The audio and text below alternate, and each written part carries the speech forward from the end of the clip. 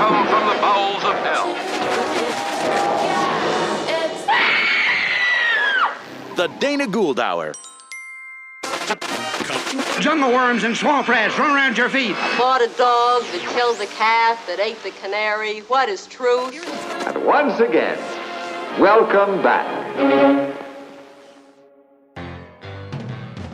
Hello, and welcome back to the Dana Gould Hour podcast. It's March, which can mean only one thing. It is time for our February episode. Max Evry is here. Max is the author of a fantastic new book called A Masterpiece in Disarray, The Oral History of David Lynch's Dune.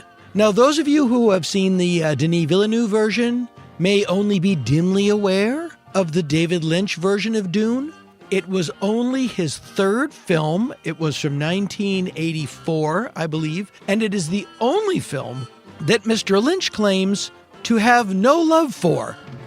David Lynch's Dune was, at its time, the most expensive science fiction film Universal Studios had ever made, and yet it starred an unknown actor who'd never made a movie before, named Kyle MacLachlan, and the director had only directed 2 films previously, both of them in black and white. One of them was Eraserhead. And if you don't think that's going to make for an interesting story, I can't help you. Christina Ward is also here today. Christina, like Max, is a pal of mine. She is the vice president and editor at Feral House Publishing, and she's written a book called Holy Food: How Cults, Communes, and Religious Movements Influence What We Eat. I learned a whole bunch of stuff that I didn't know, including what major religion used to suggest that after someone died, it was a good idea to eat cake off their corpse. You'll find out. True Tales from Weirdsville tells the stranger-than-fiction story of California's weird association with religious cults, focusing on 2 organizations that were both hugely popular in their day. They both started out with seemingly good intentions, and yet, like fruit on the vine, they both went rotten. One of them, specifically, very rotten. This is the tale of Amy Semple McPherson's Foursquare Gospel Church and Charles Dederick's Synanon. You won't believe your ears. As for me, well, I do have some things to plug. Thank you very much. On March 15th and 16th, I will be in beautiful Wilmington, North Carolina at the Dead Crow Comedy Club. A great club. Really looking forward to going down there. On March 18th, I will be filming my new stand-up comedy special, Dana Gould, Perfectly Normal, at the Dynasty Typewriter, right here in the heart of LA's always sexy Mid-Wilshire district. On March 22nd and 23rd, I will be back in Atlanta, Georgia at the Punchline. Always great to go back to Atlanta, see my old Stand Against Evil pals. And on March 29th, I will be at the Bankhead Theater in Livermore, California. And on March 30th, I will be at the Clark Center for the Performing Arts in Arroyo Grande, California. Now, both of those shows, I will be headlining the best of the SF comedy competition shows. So if you're in that area, that is a guaranteed good show. And yes, I did do the SF comedy competition. I believe I came in 5th of 5. Moving on. On April 14th, he's back. It's Hanging with Dr. Z live. Once again at Dynasty Typewriter. A terrific live show with Dr. Z, Brian Posehn, Jackie Cation, Matt Bronger, Andrea Jin, Rusty Steele, Carmine St. Pierre, music and dancing. It's one night only. Hanging with Dr. Z live. For all of these, go to danagould.com for tickets and information. If you would like a Dr. Z t-shirt or a mug, they are still available for a wee bit more. You can get those, of course, at hangingwithdrz.com.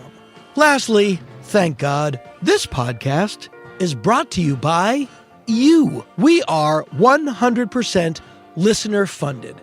The good news is you don't have to listen to me pretend to be excited about HelloFresh or coffee made from feet or whatever the hell they're selling now. But you do have to listen to me do this. So if you enjoy the show, please consider becoming a Dana Gould Hour Sky Cadet. Go to danagould.com and sign up for our Patreon.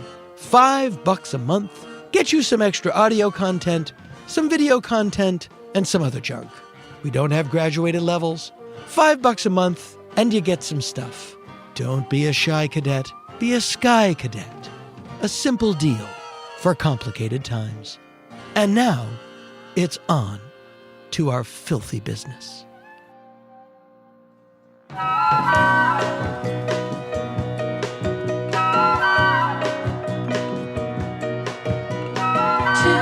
in, it's a gas. It's the Dana Gould Hour podcast. The Dana Gould Hour. Free and worth it.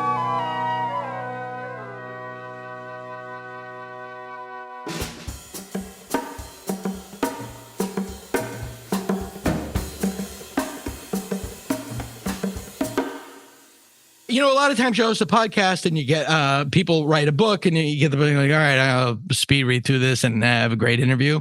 And then other times you get a book in the mail that you were planning on buying and you get to read it and interview the author. And today is one of those situations. I'm so happy to just be able to read this thing, much less get to talk to the author. This book is called A Masterpiece in Disarray. What could that ever be referring to? My friends, it is the oral history of David Lynch's Dune, and it was written by my guest and yours, Max Evry. This is the sound of my voice, which is also my weapon of choice. Yeah, I heard you add that. Yeah, it's a number one hit single about David Lynch's Dune, which I think is hilarious. This is the sound of my voice. Wait a minute, what is it? That song by Fatboy Slim is about David Lynch's Dune. Oh like my you God, walk okay. without rhythm and you won't attract the worm. Oh my God. Yeah. I had no idea. Well, so let's get right into it. This is an amazing book, and let's get these plugs right out of the way. If you have to get this book, whether or not you've seen David Lynch's Dune, which I highly recommend you see, and we'll talk about which version you can see. The Denis Villeneuve films are out now. Every billboard in LA is for Denis Villeneuve's Dune 2, and they're all featuring his yell. No young people are in it. You'll like this movie. It's not that smart. Just come. We promise it's not that smart. But you're going to be at GalaxyCon in Richmond, Virginia? Yes, on March 15th. March 15th. And I believe at 4 p.m. is my panel. At the GalaxyCon, which are always great. GalaxyCon. And I'll be signing books with the Inglorious Trexpert guys. And who are they? Mark Altman and all those guys. I mean, I know it for the sake of our viewers. The inimitable Mark Altman. And also, you will be right here in beautiful God's country, Burbank, California. Right on Hollywood Way, where Southern Hospitality is just north of East West Hollywood. At Dark Delicacies, one of my favorite bookstores. Always looks weird on the Visa bill when you're standing there with your business manager. Spend a lot of money at Dark Delicacies. What's going on? That's going to be on March 28th. Yes, March 28th at 6 p.m., I believe. That's a signing. You have access to everybody in this book. You talk to David Lynch. You talk to Kyle MacLaughlin. You talk to Rafaela De Laurentiis, who is unheralded in the story of this film. Oh my God! To be a young 30-something female producer in Hollywood in the 80s, making these giant epics, she's a big deal. Yeah, and at one point, this is an international epic film. She's doing languages. She's doing phone calls in 5 different languages throughout the course of the day. Yeah, when the phones are working at Churubusco Studios. Right, which I know about from my inordinate and unnecessary knowledge of the making of License to Kill, which was also shot at Churubusco Studios, which really sounds like they didn't really do a lot of upgrading after Dune left. They let it fly. No. But there are a couple of Dune alumni in that movie, including Everett McGill. Everett McGill, that's right. That's a hell of a lot of dough. Well, let's get right to the first boring question. Why David Lynch's Dune, and why did you write this book? And then we'll get into the really nerdly specifics. Well, I had been working at various websites over the years, and as a lot of them have done, and more recently as media has collapsed, as they've slowly turned into internet sweatshops. Yeah, you called it a content farm, which I thought content farm. Yeah, it's that's so right. Perfect. Yes, and and it really is that. It's like just shooting content out of a cannon. At one point, one of the sites I was writing for, we were doing 40 stories a day. It's ridiculous. And and I look back, and like over 7 years at this one website I was at, I'd written like 7,000 articles, and I was proud of like 5 of them. So I was like, let's do the opposite. Let's focus on one thing really, really hard.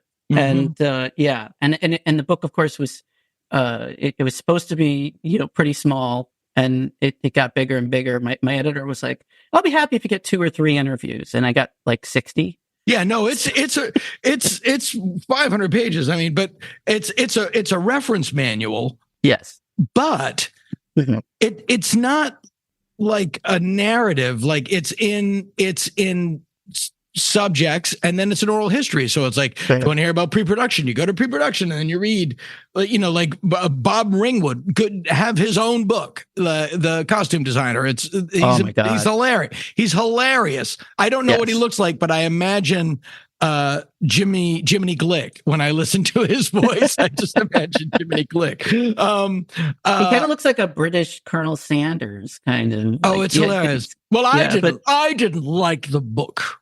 It's like right out of the gate, he's like, okay. Yeah, or when he's talking about the Guild Navigator, he's like, I thought the Guild Navigator was spectacular, but I didn't like that it looked like a cunt. Yeah. Yeah, exactly. No, he's my favorite. I love him. He's amazing. And so that's what I mean. You don't be put off by the side. It's like it's a section, and I didn't even sit down and read it chronologically. I just kind of skipped around and looked for the David Lynch stuff. But it's so entertaining. It's so great. So it's meant to be entertaining. It's not meant to be academic. No, it isn't, and it's not. It's thoroughly entertaining. I equate it to another great oral history, the Nightmare of Ecstasy, the sort of the life of Ed Wood. It's just like you can pick it up at any page and go, and it's thoroughly engrossing. So were you a giant Dune fan? Because you were born in 81. So you were 3 when it came out. You were not in line to see that movie. No. I tell people it's a little bit like the earwig from Night Gallery. Like it kind of crawled into my ear. Although you were born in 1980, you were born in 81? My frame of reference is older. We have the same, but I was born in 64. Yes. But we still have the same frame. I still go back. Like my references are all Night Gallery. And I was only 4 when Night Gallery was on.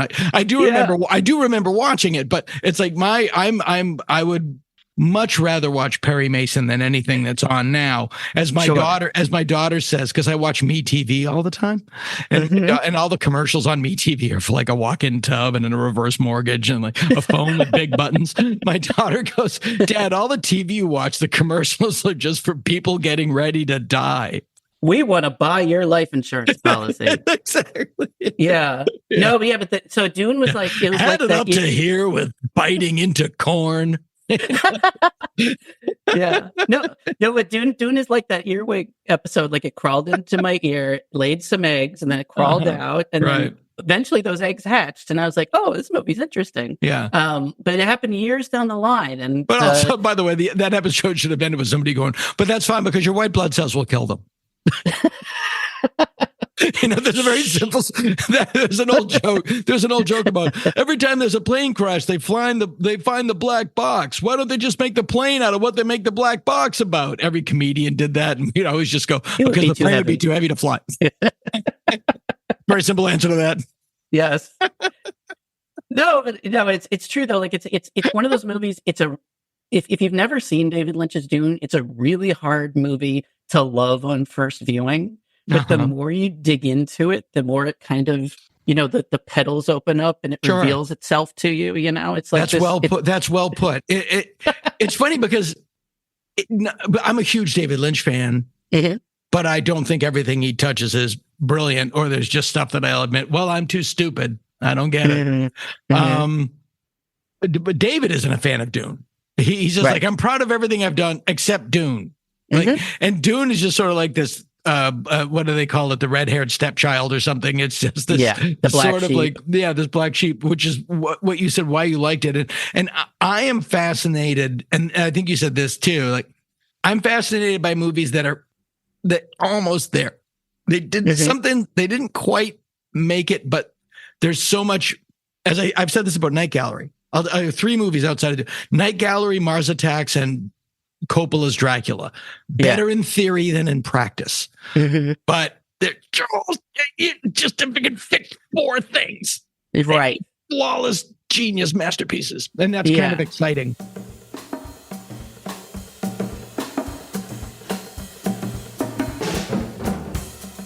A friend of mine says it's kind of like the Venus de Milo. Like, you love it for what's there, not for what's not there.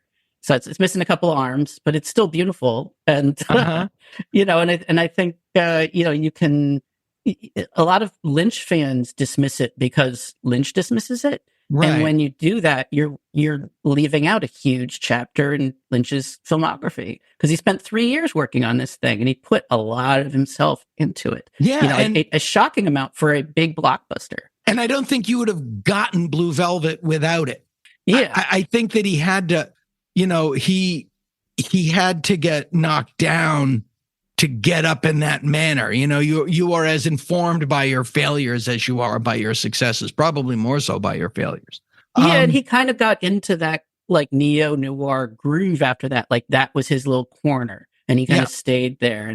But it in some ways that's good, and in some ways it's a little unfortunate, because he also had bigger, grander ideas. He is a good world builder. He is good at these like kind of fantasy realms. I mean, one of his favorite movies is The Wizard of Oz. Right. So, and he had other projects like Ronnie Rocket that he really wanted to do that were more in like the visual effects realm. And I think he worked well in that realm. It's just like he was a little hamstrung on this movie.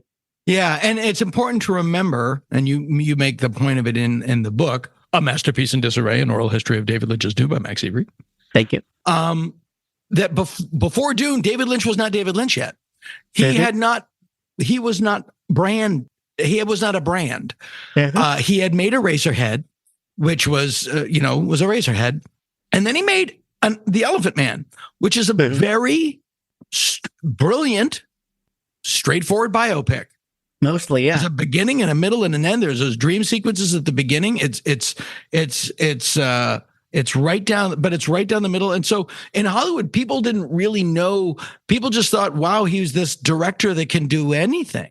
And he was talked about. I knew that he was talked about for Return of the Jedi.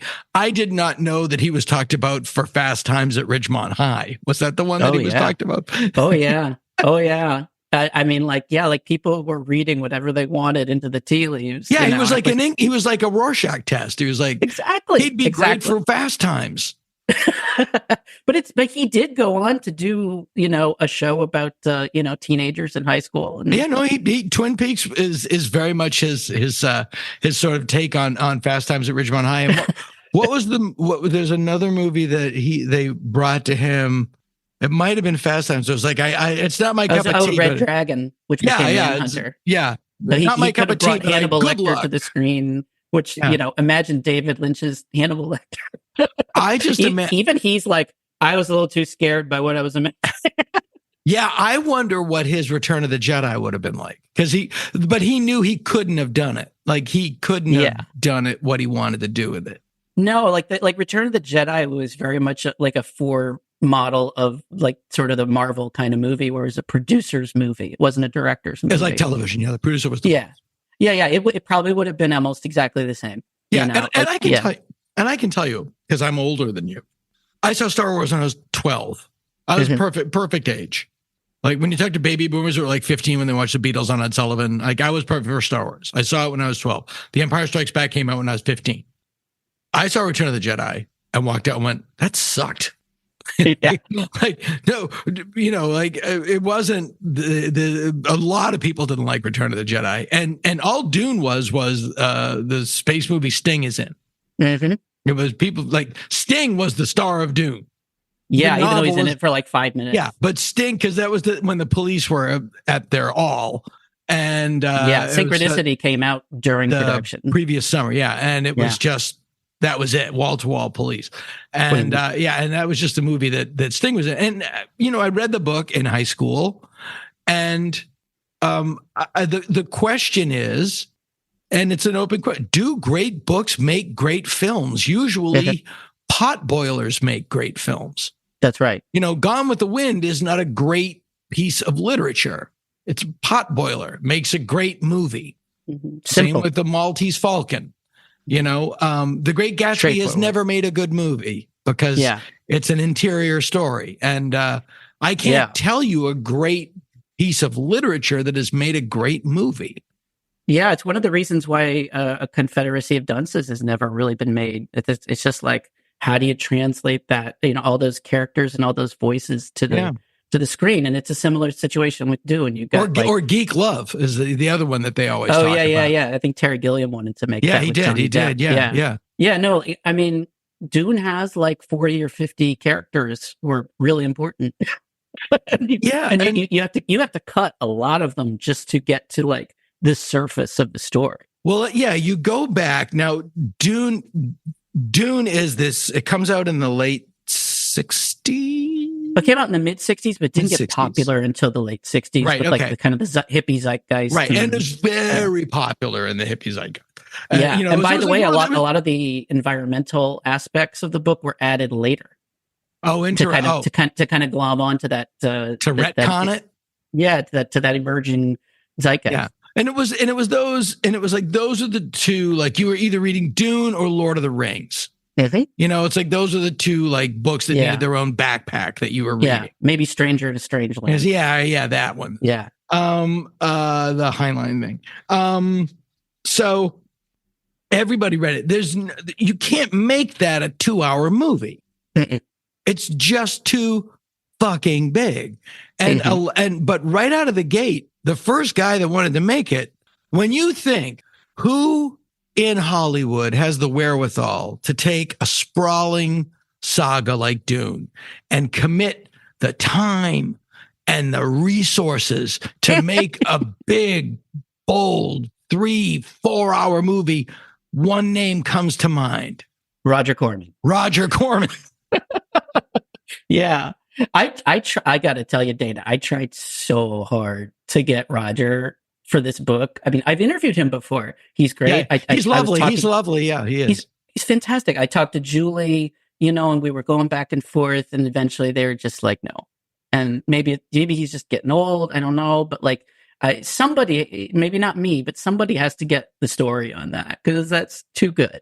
I'll cut this because it sounds so. I can talk to Joe Dante and see if Dante has an in on it. It's very strange. Yeah, I think no Joe one Dante is more. No one is Roger more Corman. surprised than I am that I'm friends with Joe Dante. By the way, I love Joe. None of those things. He's great. Yeah, those names come up on my phone. I'm like, how the fuck am I friends with Joe Dante? But no, it'd be great. Yeah, it'd be great to add him to the paperback. But but Roger's a national treasure and. Whatever he wanted to do with Dune, I'm sure it would have been fascinating. He did eventually make a really shitty movie in 1991 called Dune Warriors with David Carradine. That's a Mad Max ripoff. Oh, okay. I thought it was possibly about like a volleyball team. We're going to make Dune but it's going to be seen through the eyes of an all-girl topless volleyball team. It's Dune with stewardesses. By the way, there's your movie. Yes. He who controls the straps. He who controls the nurses. And then it went to Arthur P. Jacobs, famous at the time your for man. My Man, Planet of the Apes, and many other things. He was quite prolific. And that would have been perfect because it's like I don't know if you've ever talked about this specifically. You talked about Planet of the Apes a lot, but like those five more than I care to at this point. those five movies, to me, they're like the first real science fiction saga. Like they have a through line. Each movie is different. Each movie carries forward from the last, and it tells one big epic story with school buses.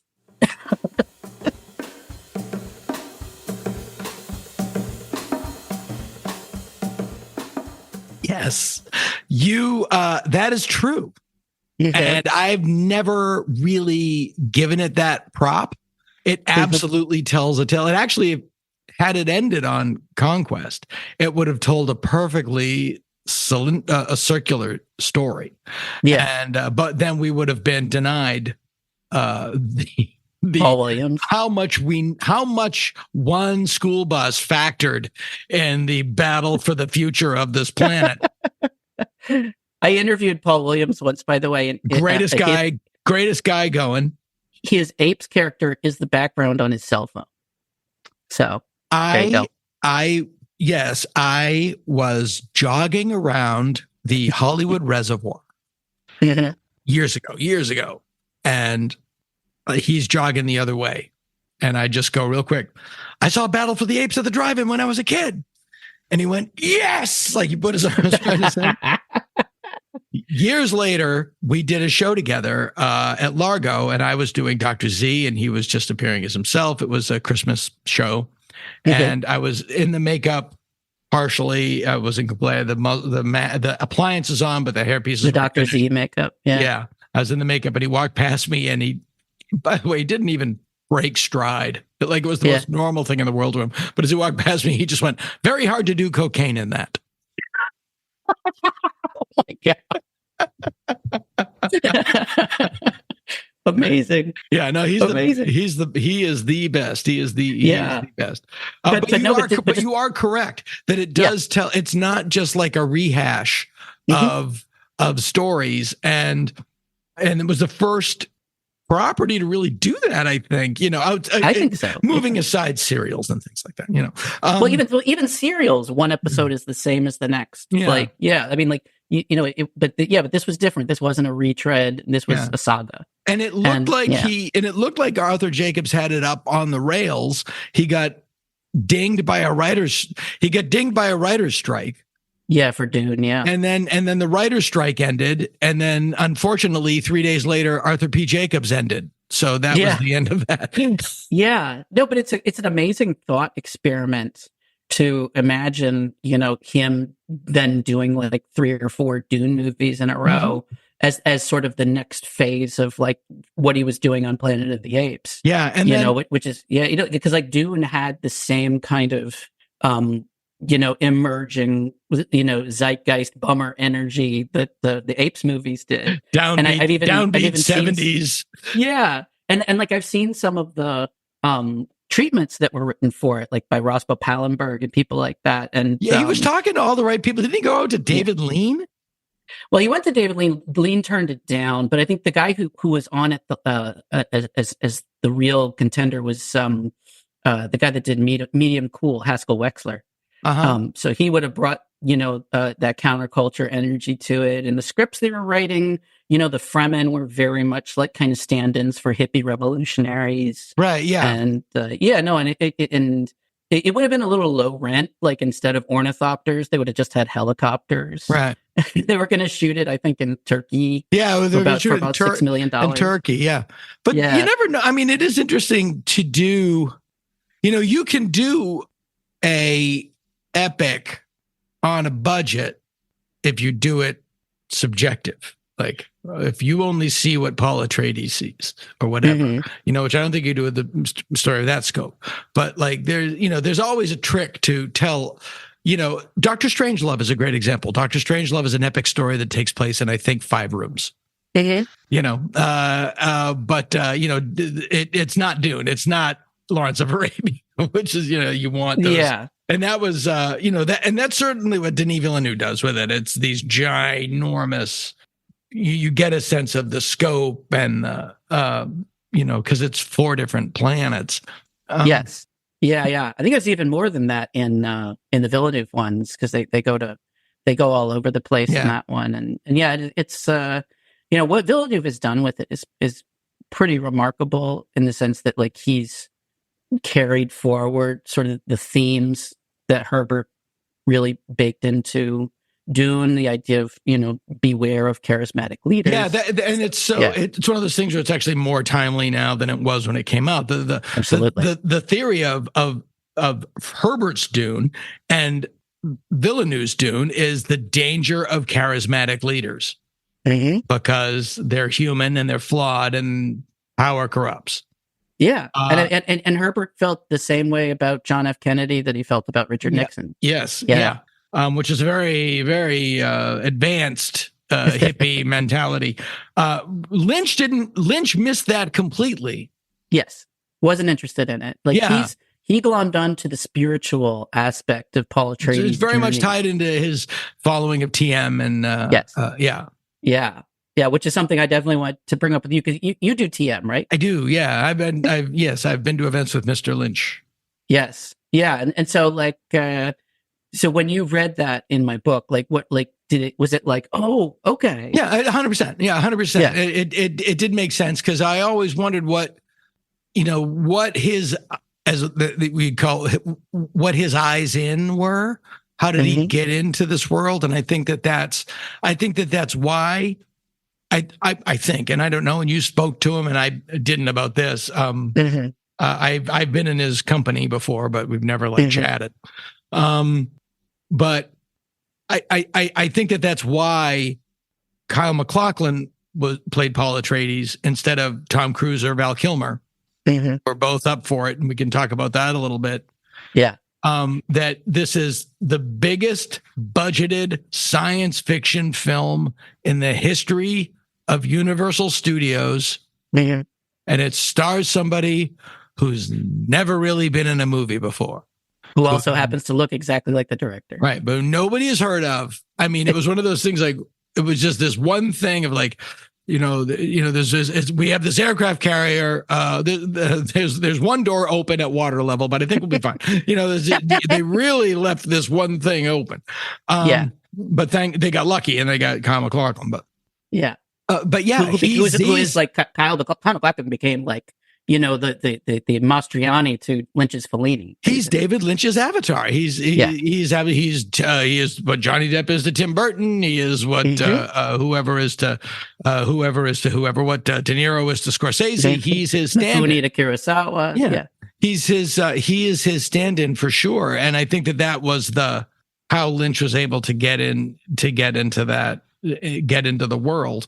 Because it is this, you follow this guy from sort of humble, naive beginnings, and then there's a turn, and he just becomes like this, really powerful leader of men. Well, the story of Dune, if you keep Dune Messiah with it, is the story of how people say Jesus, but it's more like Muhammad. It's like how Muhammad became Hitler. Is the story of this? It's the story of that's Dune. Well put. Yeah. And you follow him every step of the way. It makes sense. Yeah, it makes sense. Oh, wait, look what we've become. Look what happened to us.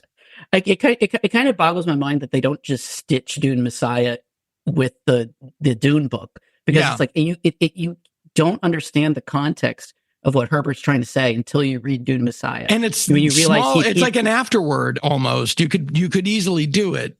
It's totally an epilogue. Yeah. And it's like he becomes Space Hitler. It's like, and that's the point.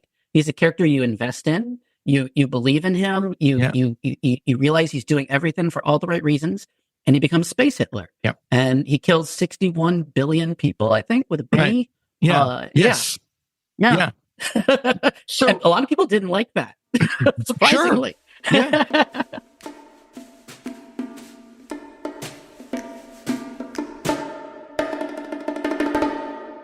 When you have Chalamet's cheekbones, what's 63 billion? I'll follow him to the ends of the earth. When you look that Chalameting. Nice. So how did you? So who was the? You start out. You start asking people for interviews.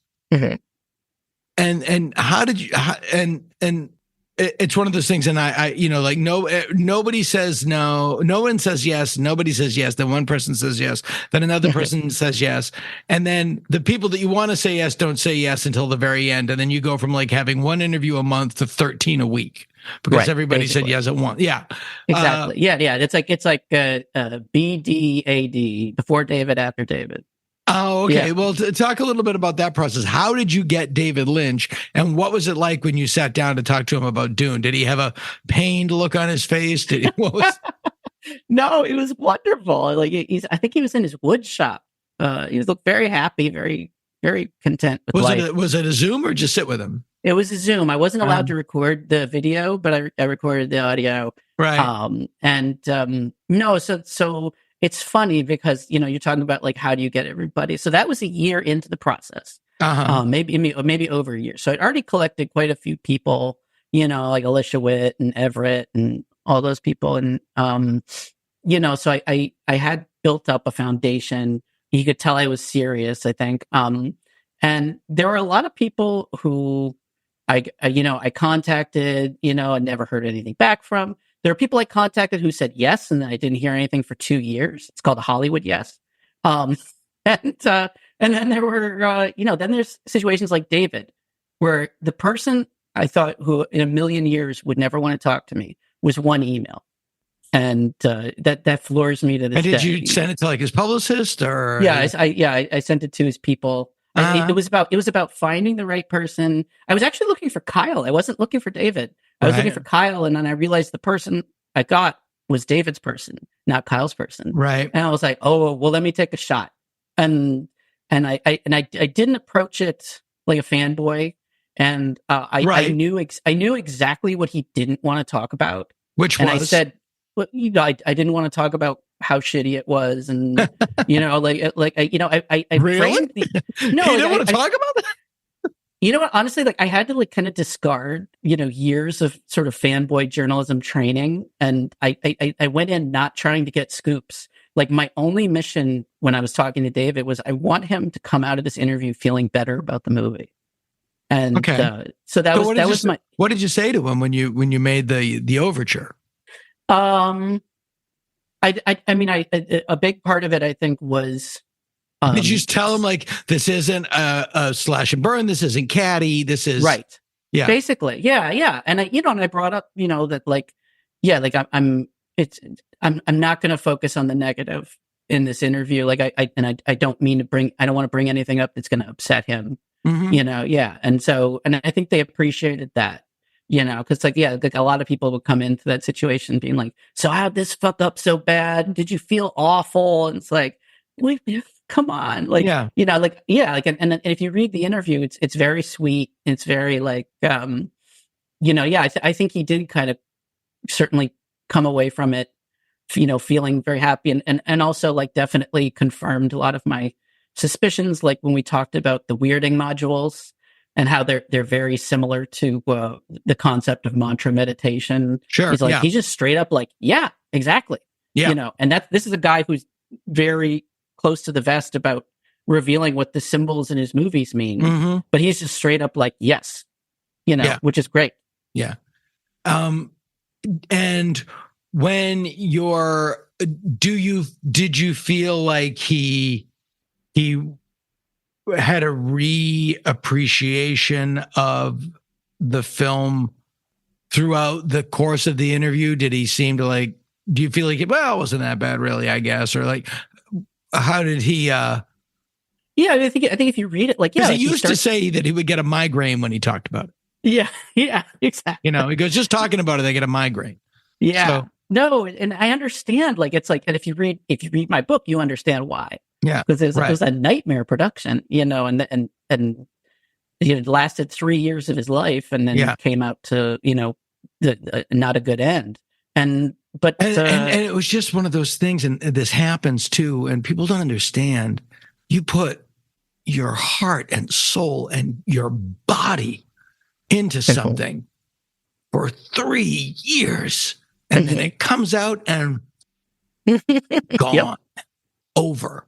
Yep, flush sound effect. Yeah, and it is amazing that he did. A lot of people don't recover. A lot of people don't recover. It's like running for president. Yeah. I mean, it's just like running for president. Mm-hmm. Like, and sometimes you're Barack Obama, sometimes you're Michael Dukakis. Yeah, Well, I know somebody who knew John McCain, and said like he was not the same person after that. Like it marks you in a permanent way. It would be amazing. It would be amazing if in our country's history we encountered a presidential candidate who just refused to accept that he lost and dragged the country down into its psychosis. Well, that'll never happen. I'm not worried. But you're just talking fantasy now. I'm just pulling shit out of my ass. So, who did he talk about finding Kyle? Like, was there pressure to cast Val Kilmer as Paul Atreides? Oh yeah. Well, I mean, I think Rafaela said they did like 6 or 7 tests with him just to try to convince themselves that he was the guy. And I mean, like he hadn't made a movie yet at that time. This was before Top Secret. Yeah, but, and Top Secret. I think we can get the guy from Top Secret. Like that wasn't. No, but he was hot out of Juilliard, and I think Coppola had wanted him for Pony Boy and Outsiders, but he was busy on Broadway. He was a known entity, and people were like, "He's got to be a star." Yeah, this guy's gonna click.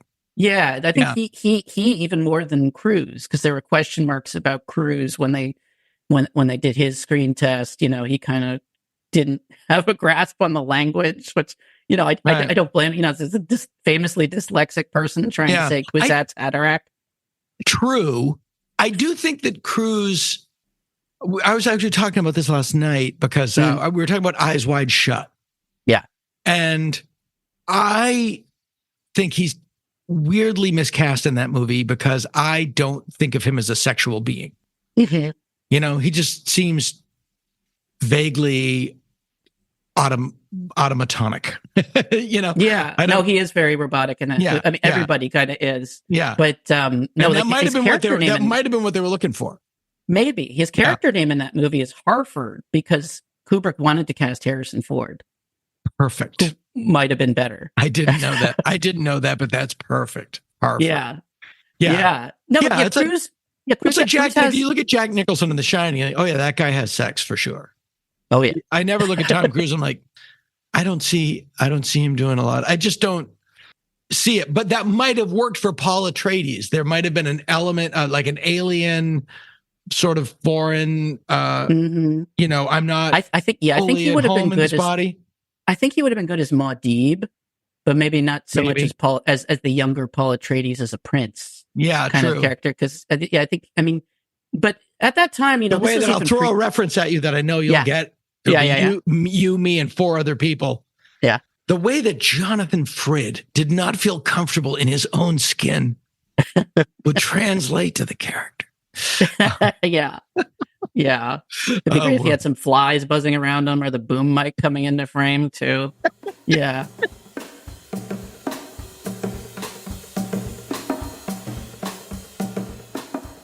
I think Tom.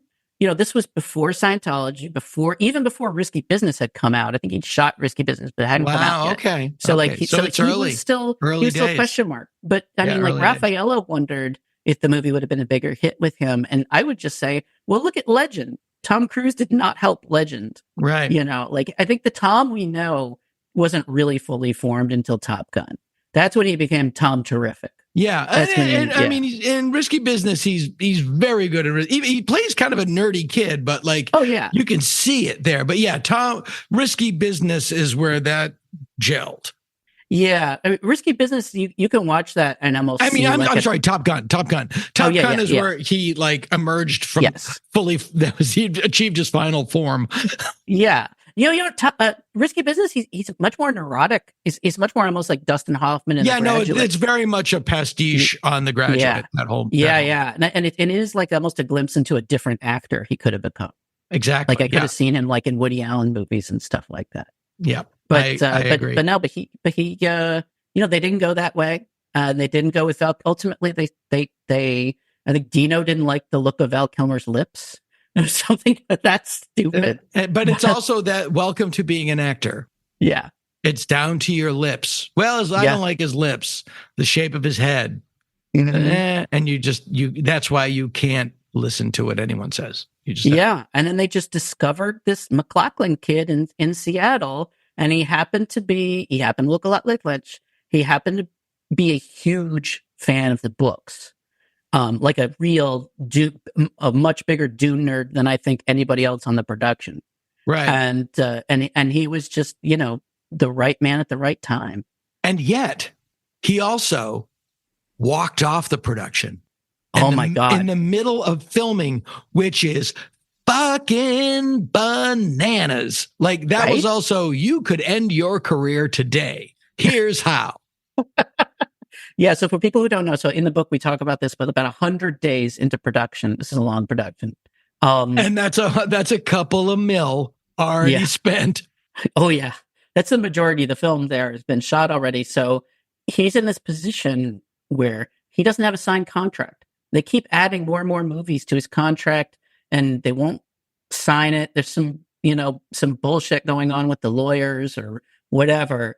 And, and his people tell him wisely, you have to walk off the movie. Otherwise this is never going to happen, and the movie's going to be in the can, and you're going to have no bargaining position.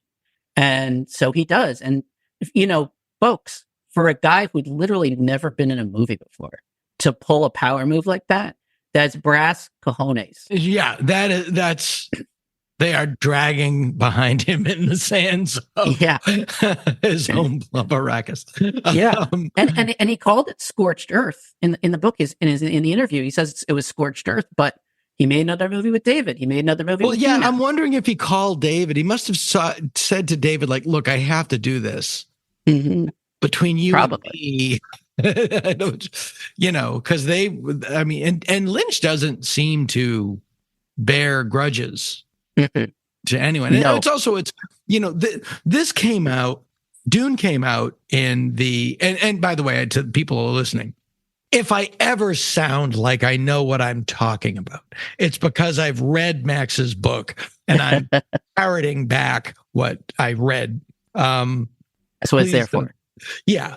But, this came out a couple of years after the glut of bloated, budgeted Hollywood films that came close to wrecking the industry. One from the Heart, 1941, Heaven's Gate. Heaven's Gate. And Heaven's Gate, people don't realize Heaven's Gate, Michael Cimino's Heaven's Gate, destroyed a movie studio.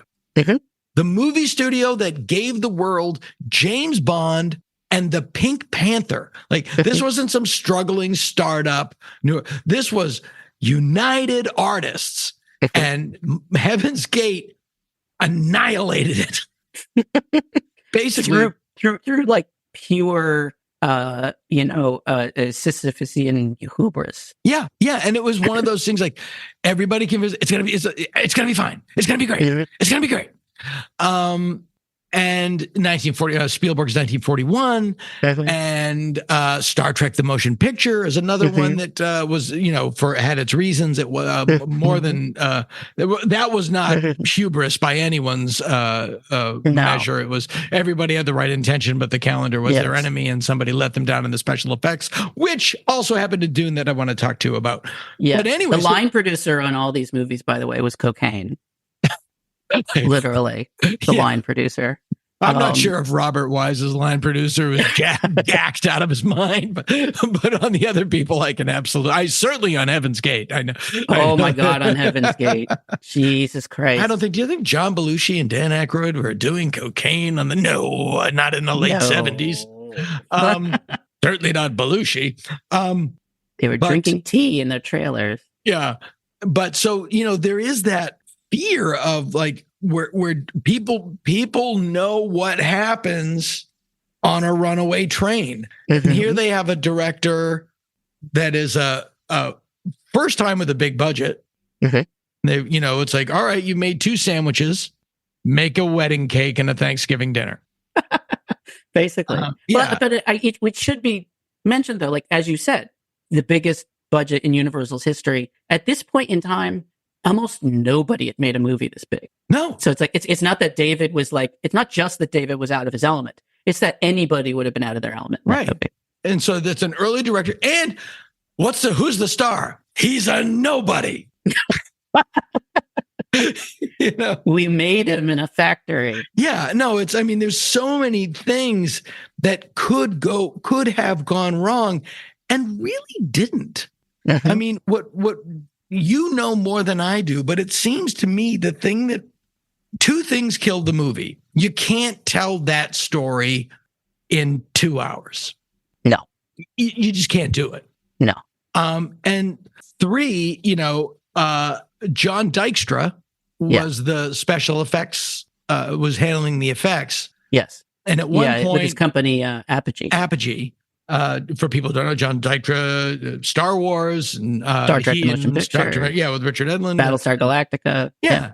And then walked off the movie. Sounds like he had a good reason to. I'm not ragging him, but many good reasons. Yeah, talk a little about that, because that also sent because you can't make this movie without special effects. Yeah, it's something that was of huge importance to me when writing the book, was to get sort of the skinny about why that went down. And if you read my book, you don't actually get much of an answer. You get like a Rashomon. You get everybody kind of saying different. Oh, Apogee was spending too much money, and Apogee's like, oh no, they were trying to screw us on taxes and all this. And I'm sure all of it is true. Yeah, that's the thing that I think. All of it is true. Yeah, and yeah, it just wasn't working. And I think some of that also was maybe David's inexperience. I think if you look at some of the storyboards that Apogee was doing for the effects, they're mind-boggling. Like they're like they would be difficult now. Like thousands of spaceships in a shot, thousands of worms, just like crazy, totally grandiose kind of things. And and then basically, he walks off, and this leaves Raffaella in a lurch where she has no effects team. So she goes with her old kind of standby, Barry Nolan, who's known as, kind of like, just above cut rate kind of, effect, like very talented, but like, is kind of the guy you go to when you can't get ILM. And that's what happened. Yeah. So it was him and a bunch of other like sort of European effects people, like all kind of. They look pretty New World pictures. They look pretty Galaxina. Pretty Battle Beyond. I think Battle Beyond the Stars looked better. Or one of my favorite films from that era, which I've never seen, but I can describe the video box to you now. Extro. Oh yeah, the British sort of alien horror film. I don't know. Yeah, it looks like an evil tree, but it has a brilliant first 10 minutes, and the rest of it's boring. Well, that's amazing. So there you go. It saved you an hour and a half. Yeah.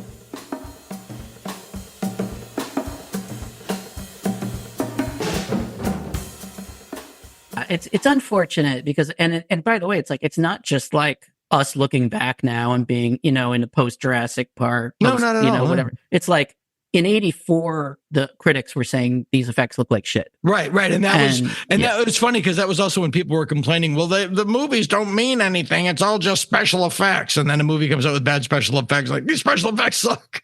Yeah.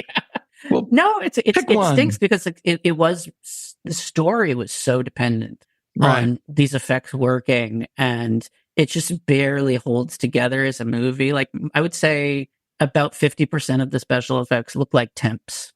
Like they don't look at. There's some cool stuff. I think the shield fighting is cool. Mm-hmm. There's also there's a few shots in there that weren't done by Barry Nolan, that were done by this guy named Emilio Ruiz del Rio. That were forced perspective miniatures. So they were all done in camera, sort of integrating a big model with people being filmed far, far in the background on like a hole. They did that. There's a lot of in-camera effects. Mm-hmm. A great example for people if they haven't seen it, but in the special edition of Close Encounters of the Third Kind, when they find the ship in the desert, the Cotopaxi, that's in camera. That's a model Yes. of a ship in front of a camera and people 300 yards away. Great example. Yeah. Yeah. And it's flawless because it's practical. And your eyes not telling you anything you're not seeing. There's also there's no optical processing involved too. Yeah, It's there's like right. A lot of the effects that Barry Nolan was doing involved optics, which meant like you have this element and you have this element, you have this element. It all has to be married together. And every time you do that, the film degrades. Well, And so, yeah. did you read about the latest making of 2001 book? No. This is a crazy thing in that they did in 2001, and it's all Kubrick. He obviously, being a photographer, very well aware of what you just said. They would take the negative and put it in a freezer, and then a year later, when it was time to do the effects, Richard Edlund, was it Edlund? Well, it was Douglas Trumbull. Douglas Trumbull, that's right. Douglas Trumbull put the effects onto first generation print. So there would be no degradation. It was a first generation print of effects, first generation print, and that's what married. And that's why that still looks awesome. Right. But if you fuck up, it's gone. The shot's gone if you fuck up. Amazing. Yeah. That's a huge high wire act. But here's this goes like to the casting Kyle MacLaughlin, a guy I love and who's great, but they got lucky. All of that care and all of that work into 2001. And then he takes it to New York and they screen it. And then it goes out to a couple things and they realize it's too long. So he cuts 16 minutes out of the film. Yeah. But he's calling guys in theaters, talking them through where to make the cuts because they're cutting into the reels that were sent. Yeah, it's not like today where you would cut it at the studio and then just send a new DCP. Yeah, no, he's literally making 48 phone calls. Here's what you do. It's just at the very last minute. It's like you build the atom bomb and you have the Enola Gay. Who's gonna fly? I don't know. You do it. I don't know how to fly. You'll be fine. It's just always this one little element where they just go. By the way, Anthony Masters, the production designer on 2001, also the production designer on Dune, and actually worked very hard to make sure it didn't look like 2001. Because 2001 had established this like sort of kit-bashed look with all these nernies and whatever on the ships. And like Anthony was kind of got sick of that, seeing it in Star Wars and all these other things. And so he was like, I don't want to do that. I want to do something else. Yeah. I want to do a more simplified, like kind of, stuff that looks ancient. Well, that's what he did. That brings us quite naturally to one of the most entertaining voices in your book, Bob Ringwood. Yes. The costume designer. Who was brought in. They brought him in. He's a very famous, well-renowned costume designer. But at the time, had only done Excalibur. Oh, so at that time he wasn't. He later went on to do Tim Burton's Batman. And, But he comes on and says, like, I don't want to do this like 2001. I don't want to do it like. First he says, I don't like the book. Which is always it's great. A good place to start. If you're trying to get the job. I don't like the book. And then he says, I don't want it to look like 2001. I don't want it to look like what we think of as outer space, future. I think it has a much more grounded, more dark look. Like, great. We're not doing that. We're doing what you want. So he flies from England to LA.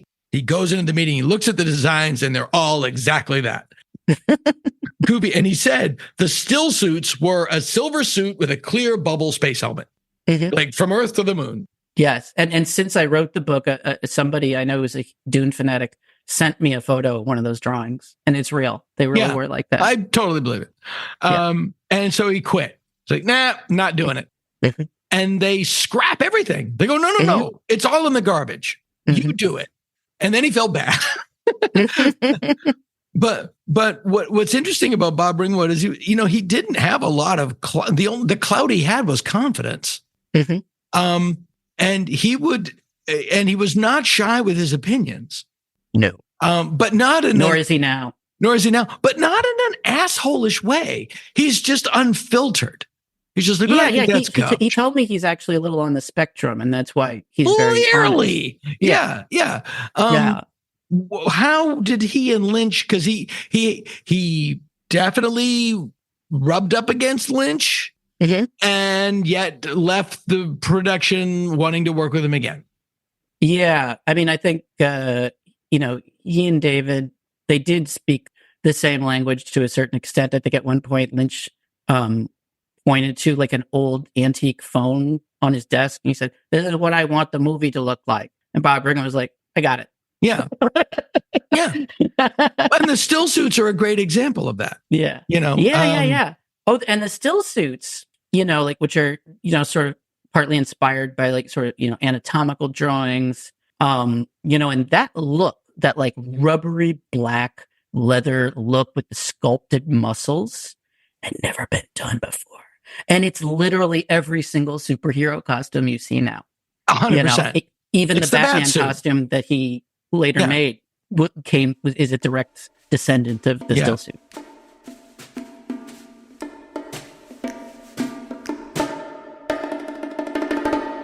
Had the Villeneuve film come out when you spoke to David? Yeah, I would never bring it up with David. Okay, Yeah. I was just curious if he had seen it, because Oh no, he's been on record with other interviews being like, I will never ever see that movie. really, Oh yeah. He's like, I have zero interest in Dune, and I don't blame him. It's like it's got to be painful too to see, on a human level, just to see a movie like that succeed. Doing a lot of the things that he tried to do but was thwarted from doing. sure, or you can enjoy it. Yeah, I mean, Edgar Wright said the same thing about Ant-Man. He got kicked off that movie, and somebody asked him, like, "Are you going to see Ant-Man?" I said, Well, "If it's you want to funny. watch somebody rape your daughter or whatever." Yeah, I wanted to do. I wanted to do a horror comedy show, and I got to do it with for IFC, and had a little scrappy Stand budget. Against Little- Evil. Yeah, Yeah. scrappy budget. And then when What We Do in the Shadows came out, I was like, yeah. It also broke every rule I had. It was like it just made a hash of all of my precious concepts. Like, well, those guys are just better than me. That's the problem. They're just better. Yeah, I mean, so, some things hit at the right time. Some things are a little behind the eight ball. Some things are a little ahead of the eight ball. Sure. It's just like, I mean, for me, I think, I would certainly prefer something like Stan, just because it's in the groove that I enjoy. You and I are both into like 70s TV movies and that kind of stuff. I sent the production designer off to watch Dan Curtis TV movies from the 70s. Watch Trilogy of Terror. It has the Columbo font. It has all of that stuff. Yeah, I think I've seen all of those at this point. All the Dan Curtis TV movies. My favorite is Scream of the Wolf. With have you seen that one? Yes, I have. I love that one. There's one, I'm blanking on the name of it, but it's really bad. Oh yeah, they're not all winners. No, they're not all. They're not all winners. But it's But Ringwood and Lynch they didn't hate each other. Like, nobody walked away hating David Lynch the way nobody walked away from Dune hating David Lynch the way people walked away from Heaven's Gate hating Michael Cimino. Oh yeah, I mean, even in my book, the assistant editor Penelope Shaw, who's the daughter of Robert Shaw, she says, like, I worked on Heaven's Gate. This was not Heaven's Gate. Right. Michael Cimino was an asshole. David Lynch was perfectly wonderful to work with all the time. It's like, and so it wasn't like megalomania that was driving this, film. I mean, I think, it was just outsized ambition. One of the effects guys said, like, the movie had a big budget. It needed an unlimited budget. Yeah. And what's strange too, you talk about the effects, and then I want to move into a new area, but because De Laurentiis made King Kong. And he really believed that he was going to make a movie with a giant robotic ape. Which was in 30 seconds of the movie? Not even. I think 11 seconds. It's mostly Rick in a suit. Yeah. It was the guy I had lunch with last week. I had lunch with King Kong last week. Yeah. Have you seen that photo of, it's Rick, Bob Burns' Armature and Andy Serkis all in the same photo. So it's 3 generations of King Kong. Oh no, that's hilarious. That's great. Then no, I have to find that. Yeah. But yeah, it's and he just didn't seem to learn. It's like, didn't work. That's fine. Who should we get for Dune? We'll get Carlo Rambaldi back. What are you talking about? He's rat fucked you so hard. Yeah, Rob Bottin is right there. Yeah, he's fine. Just get Rob Bottin, get Stan Winston, get anybody but Carlo Rambaldi. Yeah. Yeah. And there's that great moment though when they first roll the Guild Navigator onto the stage. Yeah. And David's like, it needs something. It needs can we get some afterbirth to rub on it? And Carlo Rambaldi says, what? And then somebody translates it into Italian. He goes, what? I think they got something. I don't know know where there was some afterbirth. However, yeah, I can tell you that, yeah, you need that because you have to give it dynamism and life, and the light will reflect it and give it movement. And I totally understand. Especially when you got Rambaldi making it, it's going to look fake as shit. Yes, including E.T., which I saw in the big screen 2 years ago, and it doesn't look good.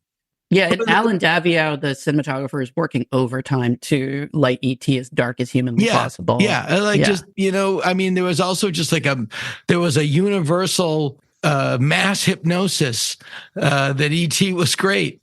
And so this is, by the way, here's the other book you should write. So Dune comes out. Lynch is already tentatively working on Dune 2. That's correct. You wrote an article in Wire that you found the script for Dune 2. Yeah, the half a script. Yeah. It's about 56 pages, right. And it's bonkers. And I cannot. I would, if I had $40 million, I would give it to an AI generator and be like, make this movie right now, please. Yeah. And then Dune comes out, and it's just kind of like it actually wasn't the disaster. It made a lot of money in Europe. Did it make its money back?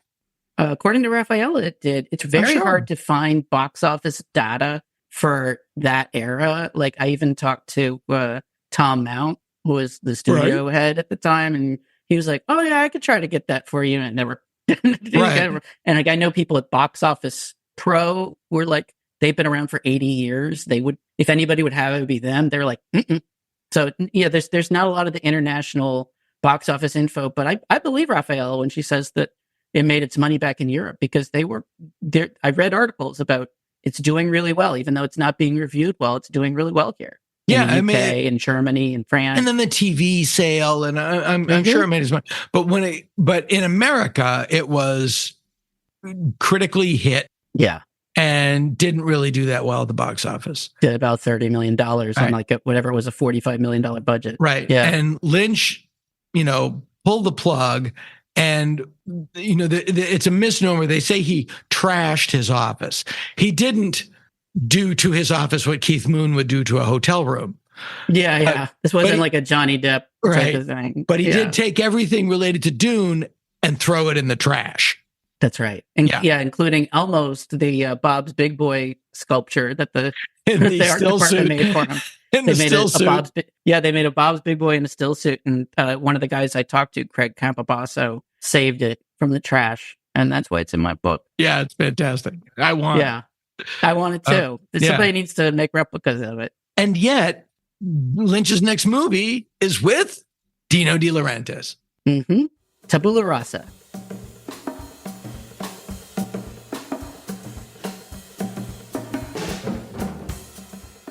To me, it's two problems. The characters are not the characters. Kirk, Spock, and McCoy are not Kirk, Spock, and McCoy. They're these three other dudes that look like Kirk, Spock, and McCoy. They don't behave like him at all. Yeah, and it's not a story. It's a meditation of an idea. Is it? And it doesn't really go anywhere. That's why they didn't have an ending for it, because it was just a thought. It was about an idea. But there's a movie in there, and you want.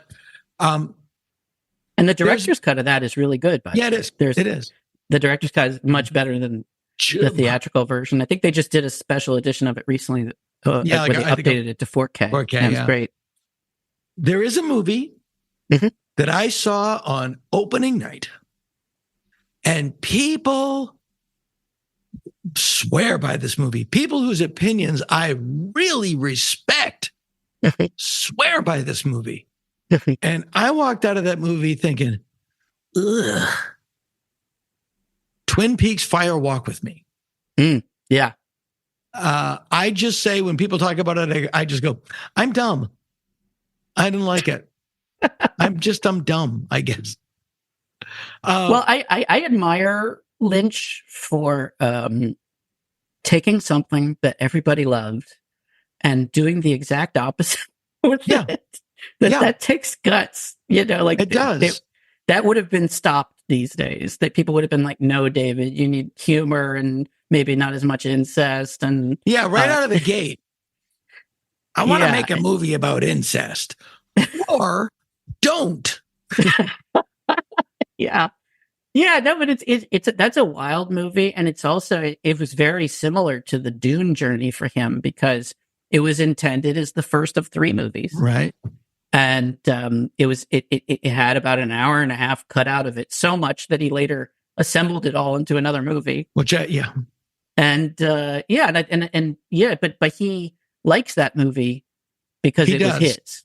It's his, and he loves that world, and I love that. And look, I saw it opening night. I have the soundtrack. I have put it on, and it's definitely one of those movies where I go I have to see what I'm missing here. I have to figure out what I'm missing here, and unlock this movie. And I'm just I like stories. I like a beginning and a middle and an end. I like to walk out with a satisfying conclusion. And I don't think Lynch is the guy that's going to give you that. I think that he's kind of past that. Even on Lost Highway, where I was I remember walking out of Lost Highway, which people like. I was what happened? Yeah. I'm that way with Mulholland Drive. I think at a certain point, a cowboy shows up and I'm like, what is happening? It's like, knock, knock. Who's there? It doesn't matter. Look, a balloon. Huh? The end. What? Yeah. And he's, I see everything he does. I saw Inland Empire. I give him my money every time, but I'm just huh? What? Yeah. No, but it's interesting too, because there's a phrase people like to use a lot. And whenever I hear this phrase, I'm like, red flag. And the phrase is dream logic. And it's almost always an excuse for a poorly told story. Yeah. But in the case of most Lynch movies, I think that's an accurate way to put it. I mean, especially with Dune, where I think half of Dune is dream visions and stuff like that. And, it is a kind of movie that you can, once you've seen it once and you're okay, this is not a perfect movie, then you're going to kind of start vibing on it and digging into it and seeing all the symbols and stuff that are, baked into it. And the weirdest stuff is still in there. Yeah. The cat rat, milking thing. Yeah. I was talking to, this guy on another podcast, this guy, Josh Miller, who writes the Sonic the Hedgehog movies. And I was just at what point in the development process now would the cat rat antidote box be cut? And he's just well, you'd probably cut that before you showed it to anybody at the studio. You'd self-censor yourself so you don't get fired. Yeah. I get it. Yeah. Oh, now it's, no, I just find it, I do, I feel bad. I'm just I don't know. I guess I'm an asshole. I want to like it. I like all the cool stuff, but it's just I don't enjoy there's some things I just feel I call them hipster homework. It's I gotta have something like this. Is that the way Dune is for you, or is it different? No, Dune's different, but Fire Walk with Me is by the way, I repeat, I know many people, directors, real people who no, that movie's brilliant. That movie's brilliant. I think you have to take it apart. You don't have to you really should take Twin Peaks off the title. Yeah. Because it's really not that story. And you kind of need a cork board with yarn and thumbtacks to kind of figure out the plot. But Yeah, but that's the thing. It's just a little. There's some great stuff in it. I just wish I liked it more. And then I don't like the scene where he's berating Laura for having dirty nails or something. Like I was just like, yeah, I get that. It's funny too because if one person is from Mars, if you do if one person is from Mars, then I can get that. If everybody's from Mars, I don't know where to stand. And you kind of felt the same way about the return too, right? Yeah. Here's the thing about the return. But by the way, the return did have a satisfying ending. Yeah, I thought I like the ending. I loved what they did at the end.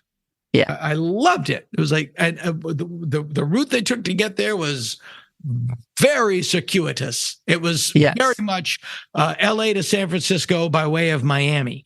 But here's what I think about why the return is the way it is. Because by that point, he hadn't directed anything since Inland Empire. He'd been doing all this TM stuff or whatever, and he wasn't able to get anything off the ground. And so he cashes in his one, get out of jail free card, which is Twin Peaks, the only, successful piece of IP he's connected to. And he's like, okay, I'll come back. And then originally it was only going to be 9 episodes. And then they doubled it to 18. And I think that's because he realized this is it. This is my last chance to do every idea I've ever had. It could be because if you the one episode that everybody loves, like the all black and white episode, I think that's as close as he knew he would ever get to making Ronnie Rocket. Yeah, because there's a lot of Ronnie Rocket in that. Yeah, and all the stuff with the switching bodies and stuff that comes from another script that Mark Frost did exactly. Yeah. So, yeah. I mean, it's sad that he. There's a lot of filmmakers like that. They just they stop getting to go at bat anymore, and it's a shame that we've been deprived of more Lynch stuff. But he's left behind a really solid filmography, and I think the thing people will come away from my book with the most is, Dune is a part of that filmography.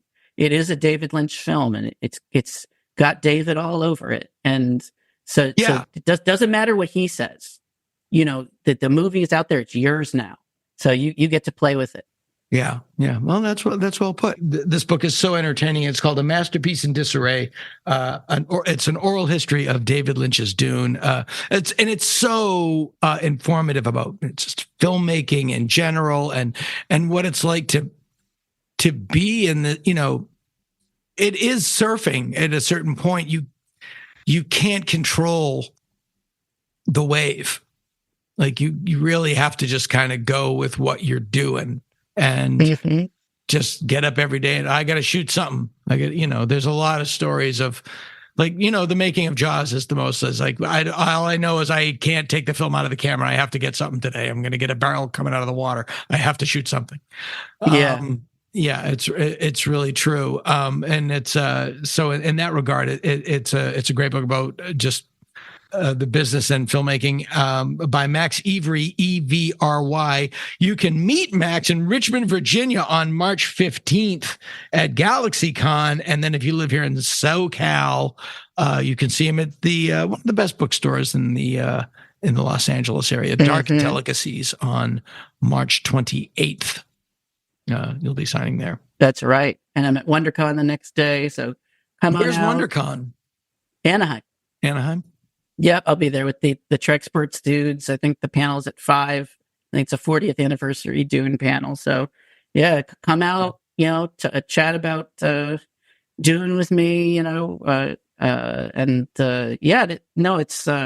has been a pleasure. This is one of my favorite podcasts. Oh my God! Thank you so much. Yeah, thank you so much. No, yeah, and I appreciate you taking the time. It was great to dig in, to dive in, spice dive. They're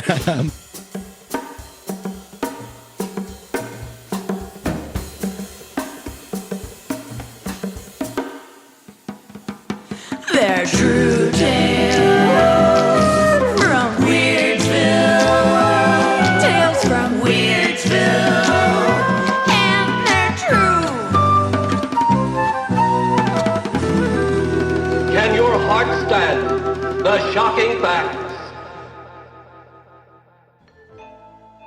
There is an old joke about California. California is like a bowl of granola. What ain't fruits and nuts is flakes. I think this joke goes back to the 1970s when those terms were not only in vogue, but you could actually use them in polite company, or at least on The Tonight Show. But it is true that California has always attracted more than its share of people who, to put it mildly, wander regularly off the well-trodden path. For example, in the late 60s and the early 1970s, back when that previous joke was in vogue, California was filthy with cults, religious cults, doomsday cults, the Children of God, the Unification Church of Sun Myung Moon, the Manson family, the Symbionese Liberation Army, the People's Temple. But why? Why California and not, Vermont? Well, California is a lot like the Emerald City in The Wizard of Oz. People flock to California to get their wishes granted, not just to become rich and famous. California, with its palm trees and beaches, can seem, from a distance, like the land of milk and honey, promising health and wealth and happiness to all who venture here. When you get an influx of people who are here to become somebody else, you're going to get other people offering them easy answers. And therein lies the problem. Now, most of these organizations, if not all, have a religious spine, as it were. Amy McPherson had long been devoutly religious. She was quite outspoken, with a magnificent flair for drama. In high school, she objected to evolution being taught in taxpayer-funded public schools. Her letter to the editor in the local newspaper caused something of an uproar and gave her her first taste of fame. In 1907, she met a Pentecostal missionary from Ireland named Robert Semple. She converted and joined him in tent revival meetings. They were on a missionary tour of China when they contracted malaria. Robert did not survive. And after he died, Amy gave birth to their daughter. She returned to Chicago, where she preached at the Full Gospel Ministry, where her job was to interpret tongues, meaning when people would start speaking in tongues. If you've ever seen video of people like in a revival church going, blah, blah, blah, blah, blah. Well, Amy, she could translate that. It would be like, blah, blah, blah, blah, blah. Yes, God wants you to know that your uncle drank the buttermilk. In 1918, Amy and her daughter both contracted the Spanish flu. This woman cannot win. While sick, she had a vision in which God told her he would give her a home in California. She and her daughter drove across the country, which back then took several months, and she supported herself by preaching in tent revival shows as they worked their way across America. Amy's first revival meeting in L.A. was held in a 1,000-seat auditorium, which she quickly sold out. She had to move to a larger venue. She began to raise money to build her own church, the Angelus Temple. She raised a lot more money than she thought she would and altered the architect's plans accordingly, creating one of Southern California's first megachurches. Anyway, at first, McPherson did a lot of very important charity work. She believed that a true Christian had to walk the walk, not just talk the talk. She was always first in starting disaster relief funds. She helped people recently released from prison find jobs. She had a small army of women sewing baby clothes for the poor. There was no social safety net prior to the New Deal. The social safety net was provided by churches. Amy Semple McPherson offered food, meals to the poor. If you were hungry, you could always get a meal at a soup kitchen run by Amy Semple McPherson's Angelus Temple. The only payment was that you had to listen to a sermon. The Angelus Temple was huge. We're in the 1920s now, and Amy would pack it, preaching over 20 sermons a week. How? Showbiz! Amy Semple McPherson knew how to put on a show.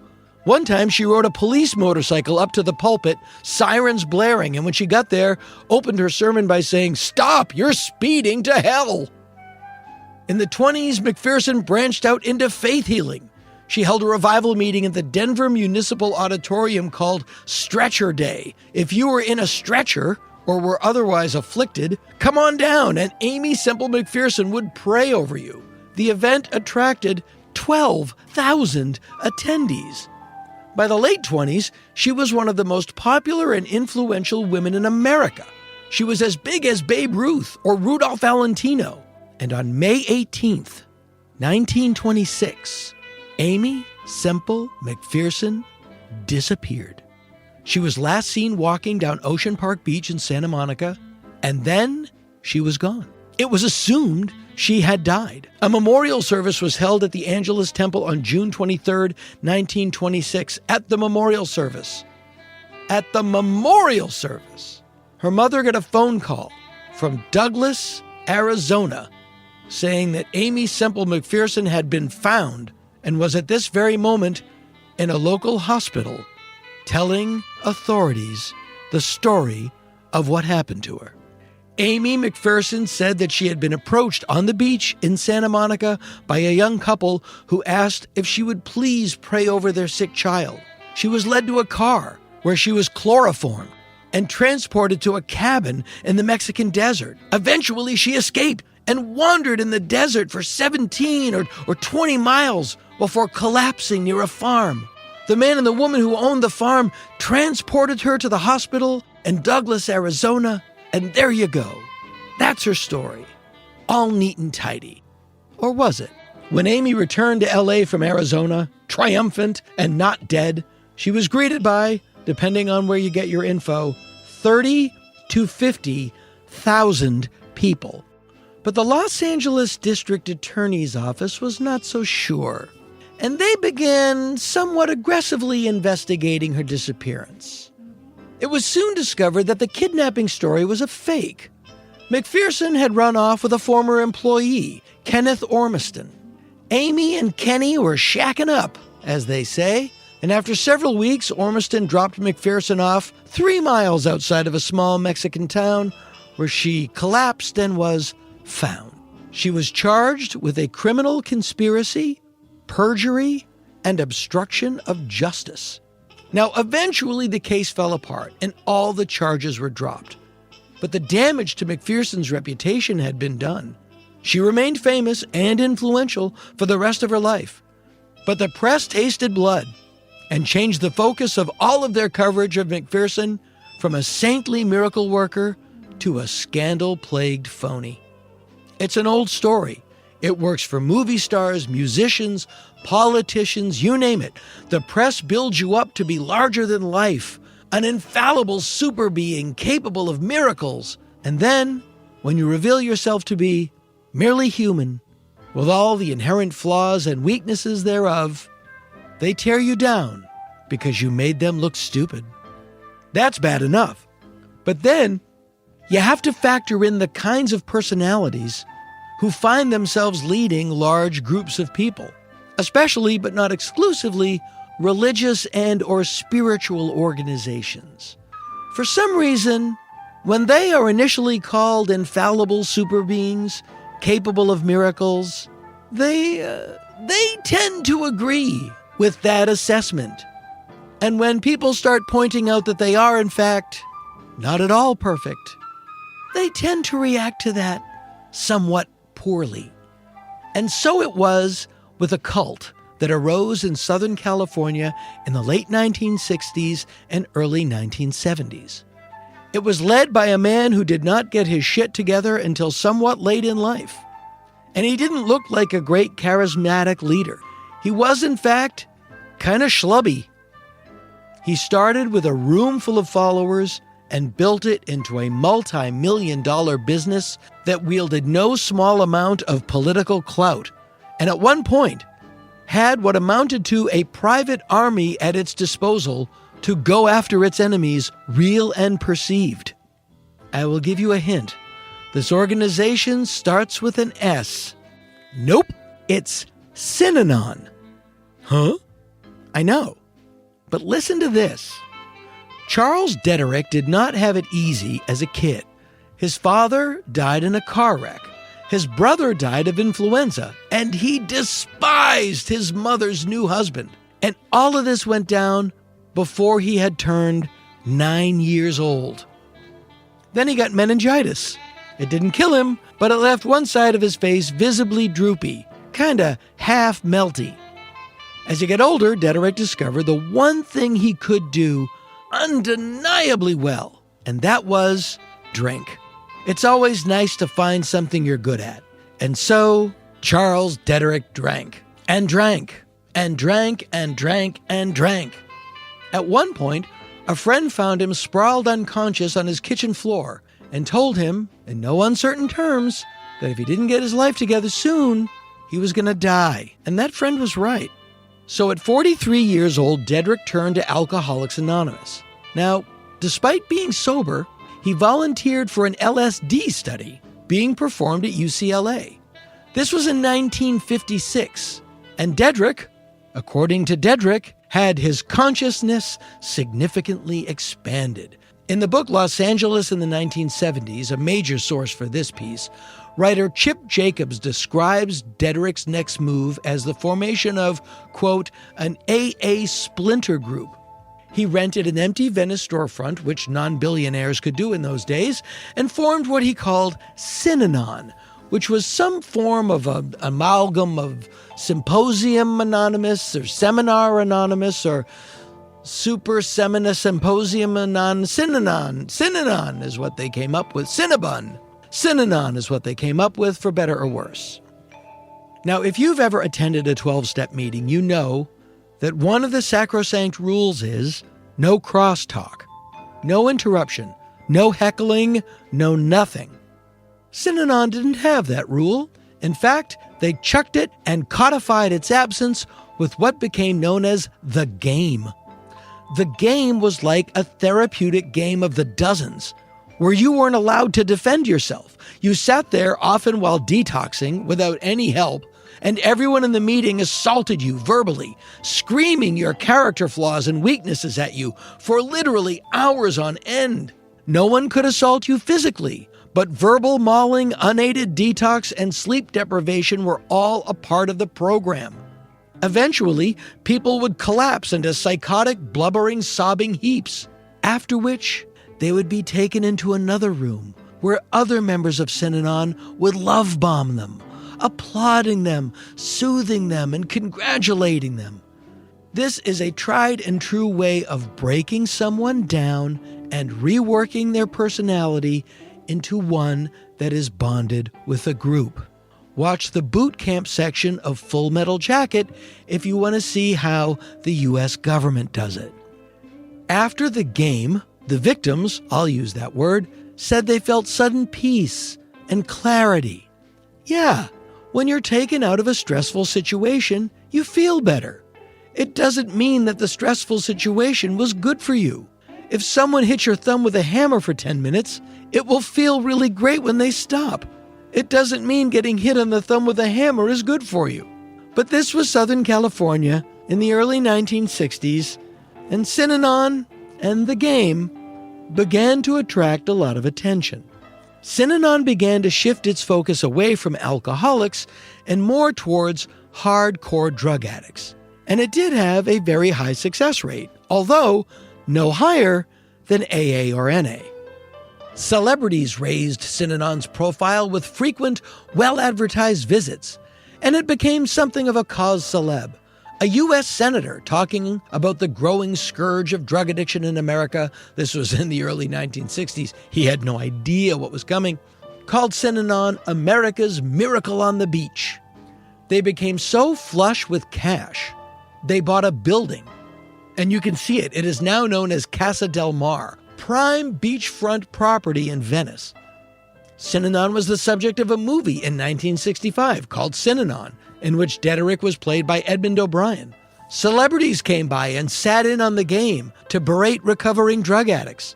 Dederick might have been off booze, but he was very much on money and power.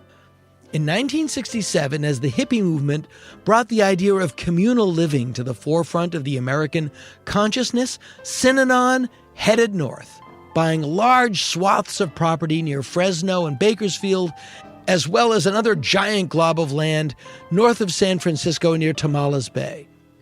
Helping Synanon with all of this expansion was the state of California itself. In the 1960s, California was wrestling with an uncontrollable drug problem, not like now. And if somebody seemed to have an answer, the state wasn't about to ask too many questions.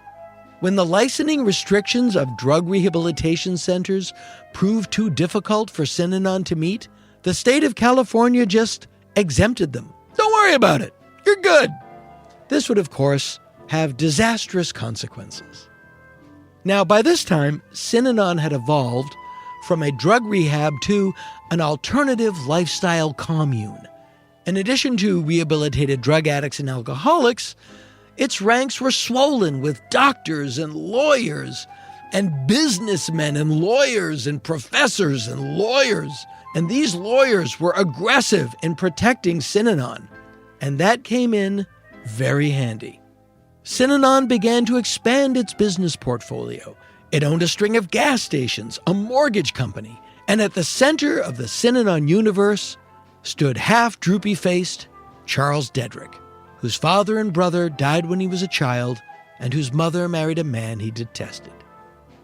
In 1972, the San Francisco Examiner took a hard, long look at Synanon's Tamales Bay organization and wrote an expose claiming that Synanon was a giant racket.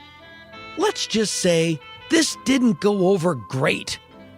Now, many of the sources for the article were former Synanon members, addicts who had taken Synanon's program, applied it, lived it, succeeded, and graduated.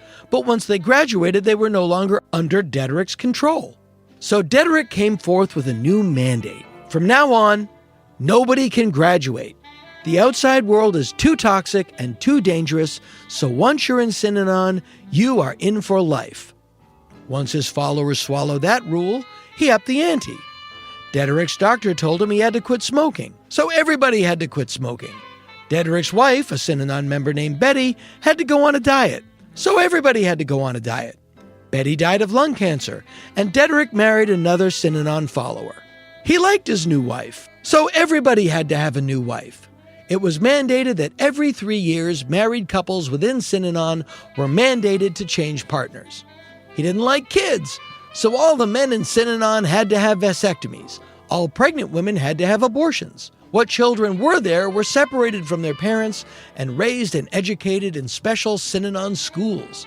Men and women started shaving their heads to show their loyalty to Dedrick. If you ever watched George Lucas's film THX 1138, many of the shaven-headed extras were local Synanon members. And yes, at every stage of this descent into madness, more and more people left Synanon. But so many stayed. And new people would still join. And so many of those people were aggressive lawyers. So the state of California's attitude towards Synanon was a quiet, look, we don't want any trouble. And if you tried to cause trouble, God help you. By now, Synanon had what it called its Imperial Marines, a group of 200 or so stomp-happy thugs eager to do Dedrick's bidding. Their job was to physically intimidate and or assault anyone perceived as an enemy of Synanon, which they did, with glee, many, many, many times. What could go wrong? Well, the trouble started in 1977, when Ed Wynn wanted his wife back. Ed's wife, Frances, was a lovely young woman who was battling depression. She went to a local health clinic for a tranquilizer. They referred her to Synanon. She went to Synanon's beachfront Casa del Mar and asked for help. She was admitted, voluntarily, but she had no idea what she had voluntarily admitted herself into. Immediately, Frances's head was shaved and she was transported against her will to the Tamales Bay enclave. Her husband tried to find her. He was told by Synanon members that Frances didn't want to see him anymore. In fact, he should just consider their marriage over. This was clearly bananas. So he contacted a lawyer named Paul Morantz. Marantz eventually negotiated Francis's release, but not before Synanon's lawyers made the Wynnes sign a release exempting them from all potential charges that Francis Wynne might bring. Now, Paul Marantz was no dummy, and he wrote the document so that it was vague enough and far-reaching enough to be virtually meaningless. And once Francis Wynne was home safe, Marantz went to work. Now, by this time, Synanon had adopted a full-on, take no prisoners, you send one of ours to the hospital, we send one of yours to the morgue approach. The cult had its own broadcasting system, piped into all of their centers, called The Wire, and Dederick would whine and threaten and spout his ever-increasing, more paranoid venom into the wire. Now, these rants were all recorded, so, should these later come up in court, it could be bad. But put an angry narcissist near a microphone, and you're going to get some incriminating evidence. Among Dederick's many rants were, anyone afraid of a holy war had better leave, because the sound of cracking bones is fundamental to Synanon's survival. Don't mess with us. You can get killed. Physically dead. Well, that didn't deter Paul Marantz, who took Synanon to court over the treatment of Francis Wynne and won a $300,000 judgment, which is about $1.5 million in today money. This led Dederick to opine, on tape, when is someone going to be brave enough to get Paul Marantz? Well, on October 10th, two members of Charles Dederick's Imperial Marines, Lance Kenton and Joseph Musico, placed a box in Paul Marantz's mailbox. Marantz was in a hurry. He had rushed home from his law office and was excited to watch the opening game of the World Series. Now, he had been warned that he was now on a Synanon hit list, and he had taken some precautions to protect his safety. He expected, if anything, something like a drive-by shooting. As he opened the box, which he thought might be a scarf or something because that was its shape, a 4.5-foot rattlesnake leapt forward and sank its fangs into his hand. Knowing instantly who the culprit was, he ran to his neighbor's house screaming, "Help! I've been bitten by a rattlesnake! It's Synanon!" His neighbor's quick thinking saved his life. The snake had dumped so much venom into his system that, had he not gotten medical attention immediately, he would have died. Kenton, the son of big band leader Stan Kenton, and Musico were quickly arrested, tried, and went to prison. 1 month after Kenton and Musico's arrest, 30 law enforcement officers descended onto Dederick's $1 million compound and arrested him for conspiracy to commit murder. To quote Aaron Hillel, writing in Los Angeles Magazine, Dederick, who famously got sober in 1956, was found, quote, in a stupor, staring straight ahead, an empty bottle of Chivas Regal in front of him. He was so drunk, he had to be carried off to jail on a stretcher. Where was Amy Semple McPherson when you needed her?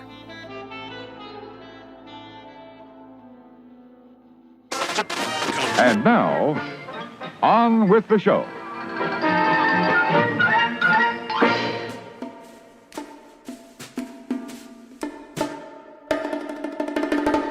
Christina Ward is an author and a publisher, one would say.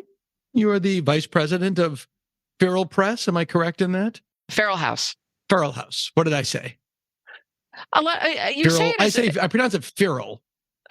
Which I can't understand. Adam Parfrey, who founded it, right, said feral. As a Midwesterner, I say feral. That is our perception of the correct pronunciation. But I find a lot of East Coasters, especially, say feral. So feral, it's like a trap. I know who the East Coasters are by how they pronounce it. It's like what you say water fountain, and we pronounce it bubbler. We pronounce it bubbler. The way to trap the Midwesterners is to ask us to say the word bag. I cannot pronounce a short A. Really? So you say bag? Bag. Yeah, patient. Yeah. I have a patient for fashion. Yeah. So, well, you have also written a book. One reviewer, Adam Chandler, wrote, "Holy Food is a titanic feat of research and a fascinating exploration of American faith and culinary rites. Christina Ward is the perfect guide, generous, wise, and ecumenical. Christina, I went to college. What does ecumenical really mean?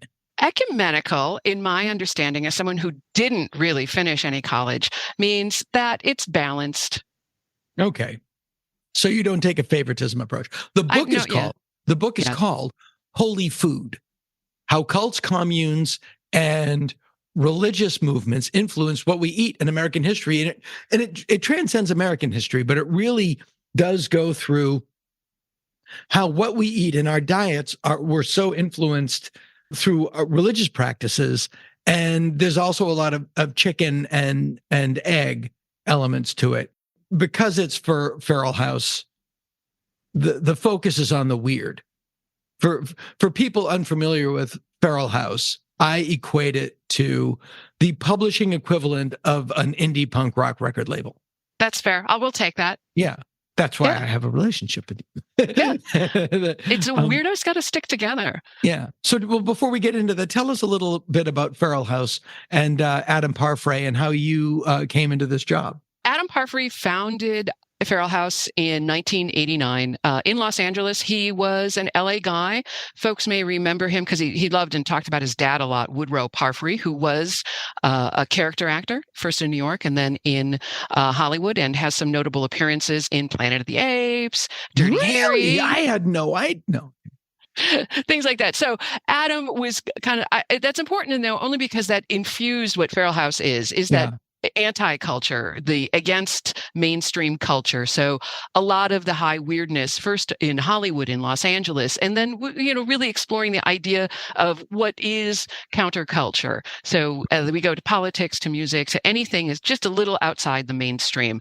And I came on board, again, through the old kind of punk rock networks of weirdos as you get to know people throughout the country. And Adam figured out who I was, and I was doing I'm in the Midwest, doing kind of local arty literary stuff. And what were you because you've always been located in the Midwest. Yeah. You were never in New York or LA living. I was in New York. I was one of those who, like many, turned 18 and then lit off for the big city. And I was in New York. So I did New York, London, Krakow, Poland for a little bit. And then came back to why not? Then came back to the Midwest because it's cheap. It's great to live in the Midwest. It's cheap. So then Adam found me. I used to help out with his regional, with Chicago and Midwestern things. And then they just brought me on board. I kind of snuck in. And Adam sadly died in 2018. One of the other people who were Adam was a larger than life personality. And the other person who was always helping is his sister, Jessica, who's kind of the operations. After Adam died, we had a kind of talk and decided what to do. And we wanted to keep it going to honor that legacy and still provide that strangeness that Adam always did. I would say that it's been sort of seamless. Feral House seems to be as prevalent as it always has been. It doesn't seem to have suffered at all by Thank you. The evolution of the person in charge. And for people unfamiliar, what are some of your big titles that people go oh, they made that? Yeah, a lot of times people will know from some of the movies that were made from the books. And so Tim Burton has tapped our books for a few times for the Ed Wood movie. Mm-hmm. More recently, Nightmare of Ecstasy was... Nightmare of Ecstasy. And then his movie Big Eyes was based on a book that we did as well. Lords of Chaos was done a few years ago. That's a book of ours. And then Jonas Ackerlund made into a movie. And then a number of documentaries that were sourced off of the books, like American Hardcore. So those are probably some of the most famous. Most recently, we published a biography of Amalia Nurmi, who was better known as Vampira. And that has been really popular. We're always happy to see that. People who listen to this podcast know. We're always happy to see that. It was great. It was so much fun because it came to us from Sandra, who is Malia's niece. Yeah. And so she had a really interesting perspective on how to tell her aunt's story. And I will say, as someone who was there for a lot of that story, we've talked about it before, it did a great job. It's a great book. I'm in it and they're very kind to me, and that's appreciated. But, I demanded them. I demanded the kindness. That's one of the fun things is that you can exert editorial control on things. So if anybody ever wants to be nicely mentioned in a Feral House book, they need to be nice to me first. Sure. it's again another example of a titanic amount of research that went into a book. It was really great. So how was it that you came to write this book? Are you like a big foodie, or are you more interested in food, or are you more interested in religious practices? I'm more interested. Various and sundry religious practices, American history, and food. I've got one of those brains that is going in 100 directions at the same time. And so I'm also the person that will corner someone at a bar when they say something dumb like, hey, little W's are great. And I'm like, wait a second, let me tell you the entire history of this little particular snack cake. Yeah. And better than annoying people in person, I figured I could write a book about it and annoy people from a distance. It's great. Well, here's a great example of something I did not know until I read this book. When someone dies and then you have a funeral and there's a wake, you traditionally bring food to the house. It's traditionally like a casserole is the joke. We're going to make him a casserole, bring him a casserole. And there's the joke that people, after someone died, you have a house full of your neighbor's casserole trays. That I always assumed was because people would just think, well, they're mourning, they're too busy to make food, we'll bring them some food. Actually, this goes back hundreds of years.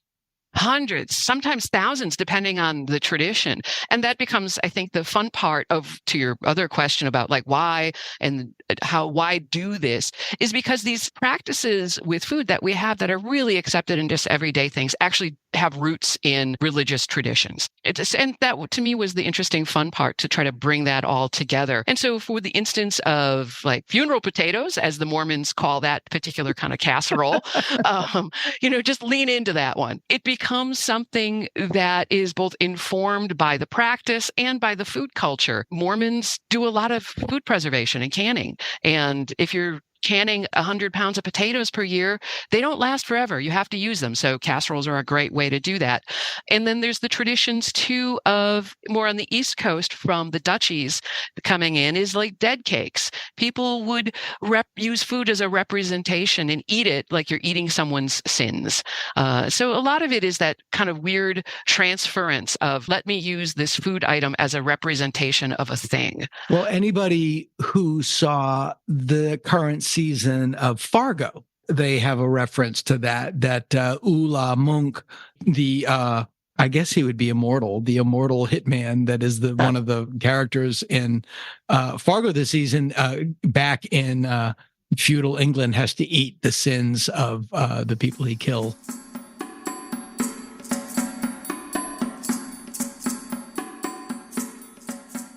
Yeah, that was people are always looking for an angle. That's one of my favorite things about just humanity, is whatever rule we make or someone makes for us, we're always looking for a way around it and how to not break the rule per se, but just get around it. There was also a religious practice where you would literally to eat food over the corpse. Yes.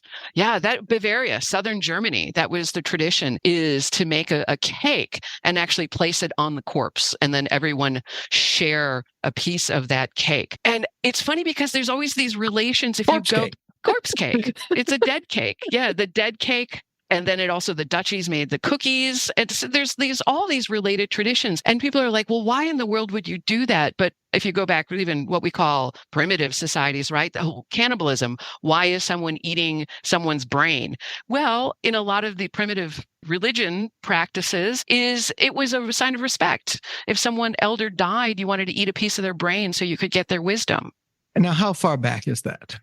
Let's see, that practice died out in the early 1900s.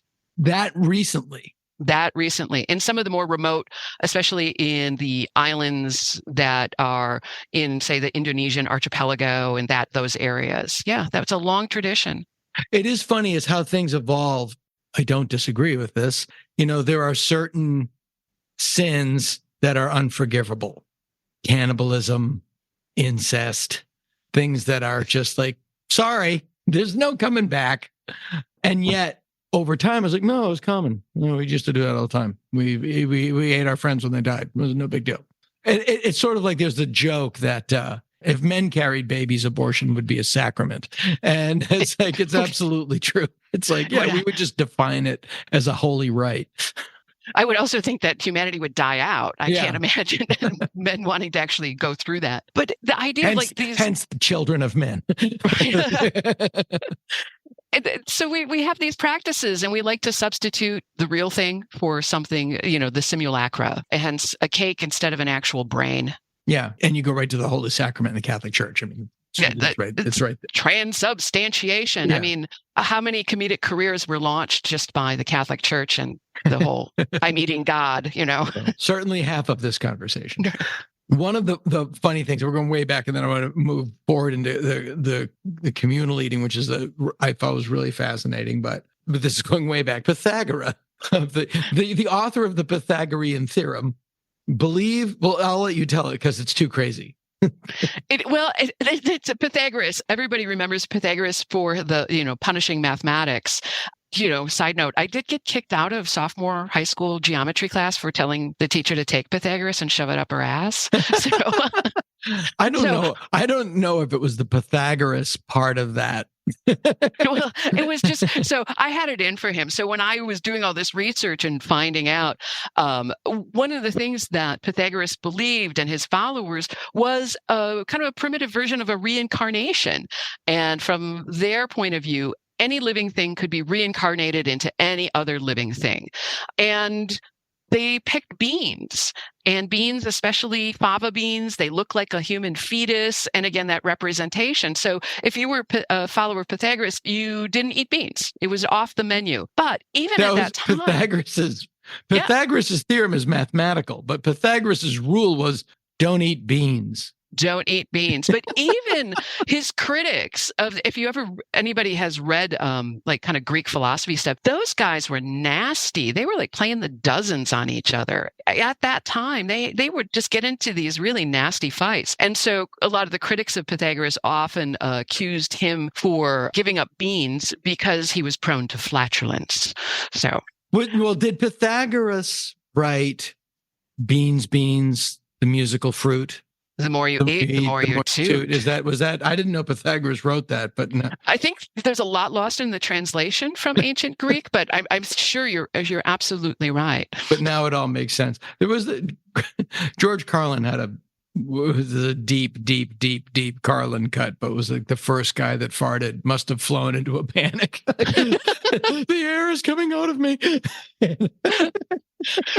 Which is the miracle, I think, of humor too, is that they made that joke. These are philosophers and mathematicians making a fart joke in, prehistoric-ish, pre-Christian times. So farts are always funny. Farts are, as again, to quote Mr. Carlin, farts are shit without the mess. Nothing wrong. I'll give you an example of how food and culture sort of intertwine. When I was in China, we had these guides, and we're having dinner. And I say to this young woman that was one of our guides, I said, the Chinese food in China is not the Chinese food in America. It's very little similar. And I said, who's General Tsao? And they go, what? I go, well, it's T, and they were very fluent in English. And it was TSAO, General Tsao. Was he a historical figure? And they go like, I have no idea what you're talking about. And then I said, well, you have this Chinese food dish in America called General Tso's chicken. And I thought he was and what they explained, I had no idea. I just assumed this was food from China. What we think of as Chinese food was largely the food prepared by the Chinese workers that were employed in building the railroad. And it is comprised of the food that they had available to them at the time. And then they constructed dishes based on what they had available. And that became known in America as Chinese food. When in fact, if you go to China and you want broccoli chicken, you're going to have to tell them how to make it because they've never heard of it. So there's two really fun things about how this comes about, because it's a large role of any food culture that comes to the United States has to deal with different ingredients. And so all of these, especially the religious groups or any group following a religious practice, had to make those kind of substitutions. And I always find it interesting, these kind of conversations about purity, authenticity in American food. Once a recipe comes to the United States, that's it. all bets are off, because Americans, we're going to do whatever the heck we want to it, and we're going to mess it up, and we're going to change it up and just make it our own. That's what we do. We're mutts, and we make everything we touch into a mongrel. And then second, there's great cookbook just out now by Kevin Pang, who is one of the editors at America's Test Kitchen, that he wrote with his dad, who as a Chinese immigrant, and Kevin is Chinese American, of how to cook a Chinese American food, and then some of the inspiration of actual Chinese cuisine. It's really a great cookbook, very fun. Tell me more. What is this book called again? I think it has a very cute name. It's something, the Chinese American kind of Chinese cookbook. What a great. Yeah. Kevin Pang. It's super funny guy. I'm going to write that down. Yeah, he comes from, he's a Midwestern, West Coast, Midwest. He did time with AV Club, right? And The Onion. Right. So you know it's going to be fun. Well, it's a good cookbook too. Because you asked earlier, I do have a background in food. That was my other thing. I am the master food preserver for the state of Wisconsin. Really? And what does that mean? Isn't that a great title? It's meaningless. Is it like down in your basement? It's like you're the food equivalent of like, this is the bubonic plague. This is like, you have just like all the diseases in a vial, but you have like, this is an original box of Quisp. I do have a couple of vintage food items just for the packaging, but now for any can of jelly, your pickles, your sauerkrauts, that's science. And if you do it wrong, you're going to kill someone. And it's one of those, I out myself every time. The best way to probably kill someone is with a badly jarred green beans, because you're going to give them botulism. So, really? Yeah, it's a great murder plot. Somebody should incorporate that.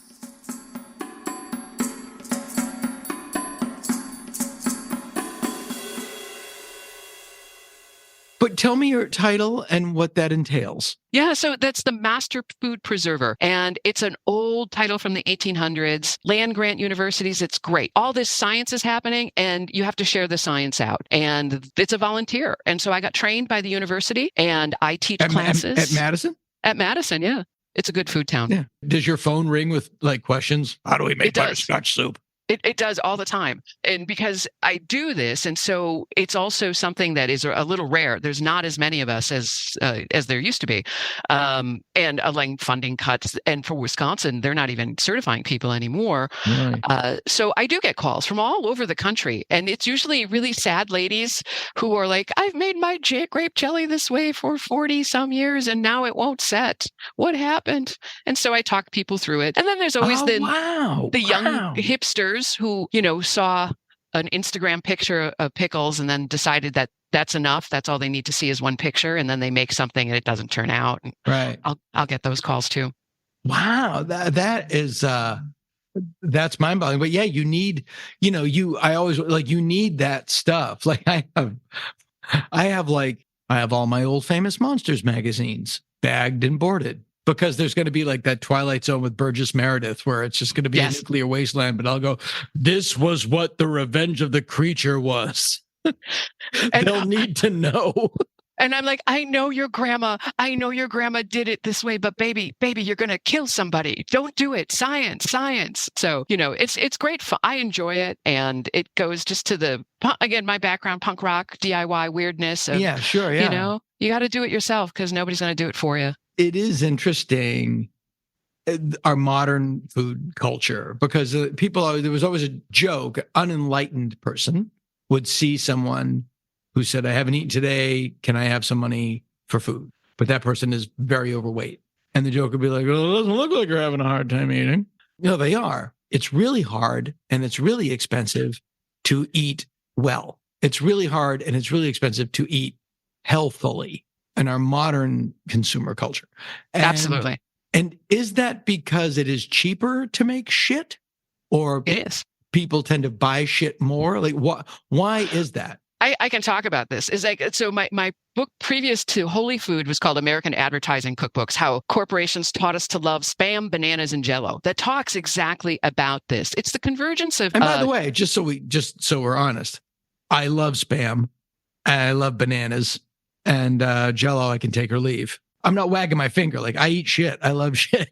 No, but that's the point of is everybody loves that. I mean, from our lizard brains are trained to respond to salt, fat, and sugar. And if you can mix those three together, bam, it's like irresistible. It creates like golden arches. Yeah, you can't stop. And now with all the fillers, as long as you've got the salt, fat, sugar component, whatever you kind of create, you texturize and make it. If you like, what is it? The Wendy's hamburger? I'm probably maligning them, but is part beef and part like texturized vegetable protein. So, filler, where, grandma used to make a meatloaf to stretch the meat out by adding oatmeal or something. Right. So too are these corporations. So yeah, we are being fed garbage, and it works on both to keep the food cheap and then the marketing to make us want it even more. And so that's when people talk about this obesity crisis, the health crisis, Bill Maher can just, everybody's like, he's got that kind of attitude like you talked about, is our physiology has been changing in the past 50 years because of all of the chemicals and the processed foods. Yeah. That we're not designed. We're a really badly designed machine, and we're not made to eat that kind of garbage. We like it, but our bodies don't really respond well to it. Yeah. Well, I mean, two things. One, full disclosure, I know Bill, and I like Bill. Bill's a friend of mine. But Bill also has an assistant whose job is to procure and prepare his food. Not everybody, it's great if you can eat like that. It's great, but it's not something the average person can do. No, they can't. And that's why I've had some of these. I come from, you can say I get animated. I come from a very working class background where, we did have government cheese, and government cheese is terrible. I've had government cheese. Yeah, it's not really cheese. It's mostly issued oil. Apple pie filling. Yeah, it's mostly oil or, in the apple pie filling, one apple and then a bunch of sugar. So people are unaware sometimes, as you point out, some of the class issues involved. If you're poor, you don't splurge your $5 on, one head of kale.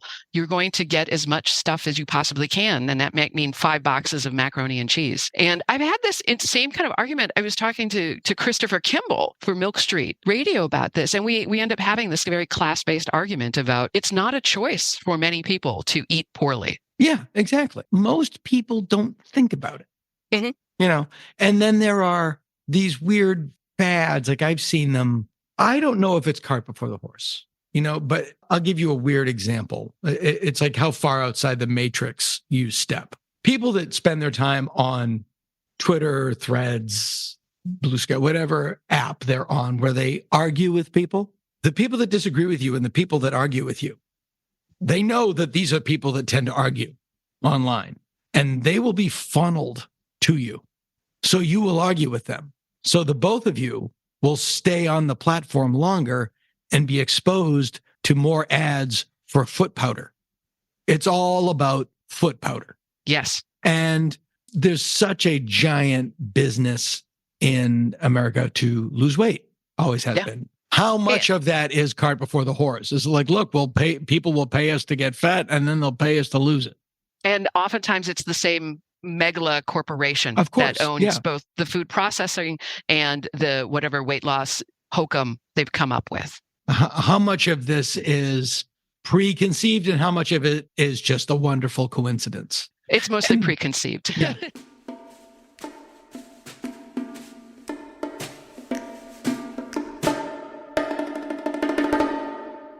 I've been on diet food, awareness programs, like do this and you'll lose weight. And now like 5 years later, oh God, don't do that. It just shifts. I tend not to get too excited about anything. Well, Oscar Wilde, right? Moderation in all things, including moderation. Yeah. And that's the advertising. This is very much why, people are like, oh, obesity rates post World War II. Well, of course, that is the explosion of food processing and the advances of food fillers and chemistry, as well as the discovery, really, like around World War I, did we really understand what a vitamin was? So the science in nutrition stuff is relatively new. If we measure it to the whole scope of mankind living on the earth, what we're doing to ourselves is pretty awful. And I have a Coke in front of me. I like soda pop. I was raised with it. So we can still make bad choices. But I think that just the awareness is good. So know if you're going to eat the Twinkie that it's not a health food. It's just not. It's strange. I do this at the beginning of every year. Like I try to eat wisely, if not perfectly. And then in the Christmas, and I just go to hell. Right. Yeah. And then in January, I do at like a 10-day juice fast. There's this company called, this is not a, I mean, it's a plug, but they're not paying me. It's a company called Raw Generation, and you give them $200 and they send you, you drink 6 juices a day for 10 days and you lose the 10 pounds and you feel better. Okay. And then you do an offboarding for another week. So I haven't had, and I'm doing that now. So I haven't had like sugar outside of whatever's in this juice for a week and a half, 2 weeks. The less you have, the less you want. The thing about it is like diet. Why is everybody who drinks Diet Coke overweight? Well, the Diet Coke, 1, you'll get bloated because it's full of salt. And 2, it makes you want sugar. My wife was a waitress when she was younger, and she said an interesting thing. People that got a Coke would drink a Coke and they wouldn't get a refill. People who drink Diet Coke would get 3 or 4 refills. It works on the brain, some of both the sugars and some of the artificial sugars, the same way that drugs do. It fires up the pleasure centers. And that's why I find it, if you go to like an AA meeting, everybody there is just jacked up on coffee, cigarettes, and sugar because they're just looking for replacements because the brain just really, really wants that. And our brains are made that way because before processing, sugar was harder to get. And so those food elements that were more difficult to get when you're hunting and gathering, your brain gave you a reward for finding it and to make you want it more. And now that we have it at our fingertips, 24 hours a day, our brains have not evolved. So once you start on that sugar trip, you're just going to keep going because your brain is just kicking yourself all the time to just eat more.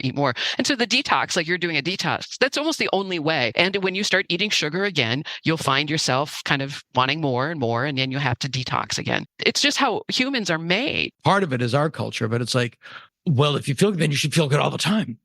I think that is American culture. Yeah, that's very much American culture.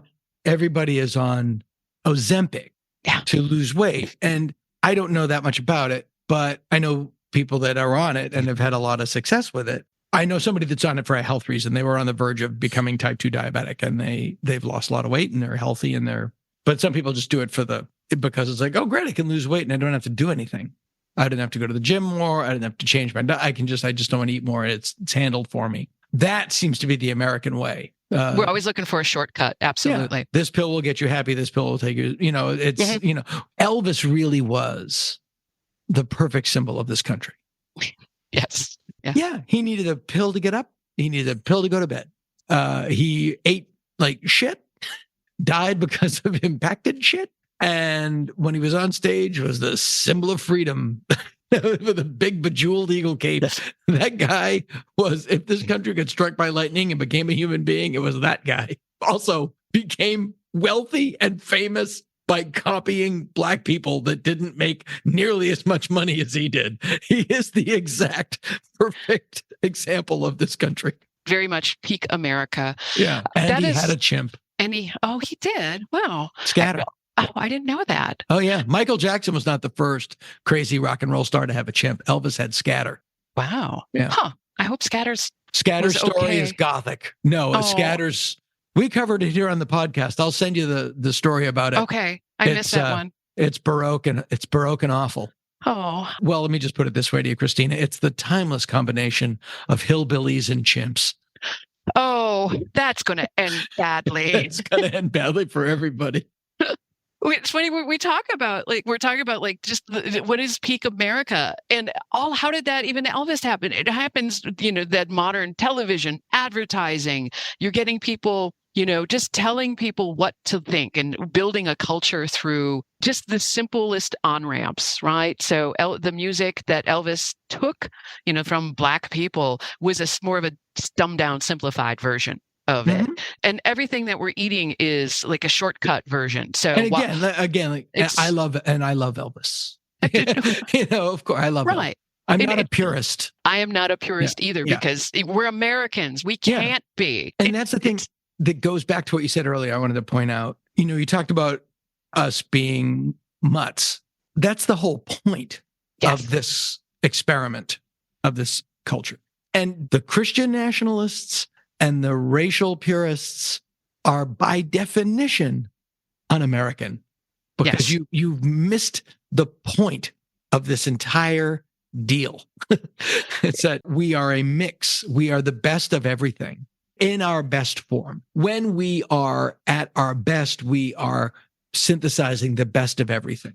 And we've never done it perfectly. And we are a chaos machine. Yeah. And something I've always said is that we become Americans through our stomach. Anybody who's had the privilege of going to a public school, I am pro public schools, because that is where we meet each other, we see each other's lunches, we make fun of what we're eating, and then we ask to have a bite. And the exposure, how we learn more about each other that way, especially when we're sharing a meal, the potlucks, school lunches, all of those things. I think of it too, as you mentioned about the difference between Chinese food in China versus American Chinese.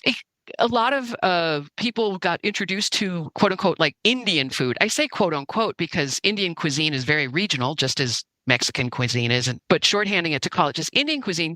A lot of people got introduced to it via the Hare Krishnas because they had their free meals. You could go to a Hare Krishna temple and get a free meal, except Prabhupada, who founded the Hare Krishnas, had a sweet tooth and he added sugar to a lot. And plus, people wanted sugar like we were talking about before. And so if you eat Hari versions of Indian food, it's much sweeter than if you were eating a version of that dish in India. Oh, I didn't know that. I did not know that. Yeah. See? So it hits on that very American thing of wanting something sugary and is how it changes when it comes to America. And then, personal choices. If you're running a cult or a religion, you get to make the rules, just like Pythagoras did.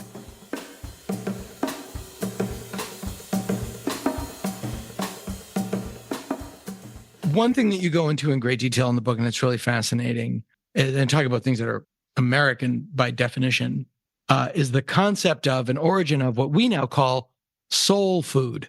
Mm-hmm. I mean, that's really again, if Elvis is the perfect symbol of this country, soul food is a great example of what this book is about. Like, how did this originate? Why is it called this? And its story is the perfect example of what you're talking about.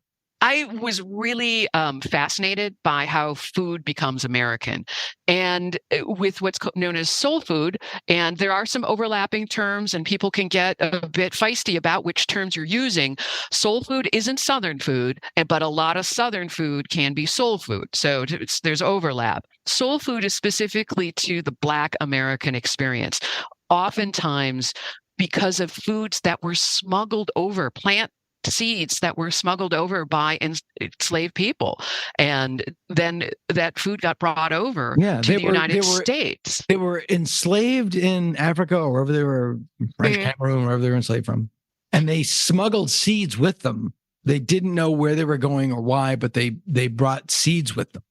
And that's the power of knowing that you need to feed yourself. And it's such a compelling urge to food, water, the Maslow hierarchy. And so this is it's February, it's Black History Month. And if you were in a school like Dana, everybody in third grade, right? You hear about Dr. Carver, George Washington Carver, the Peanut Man.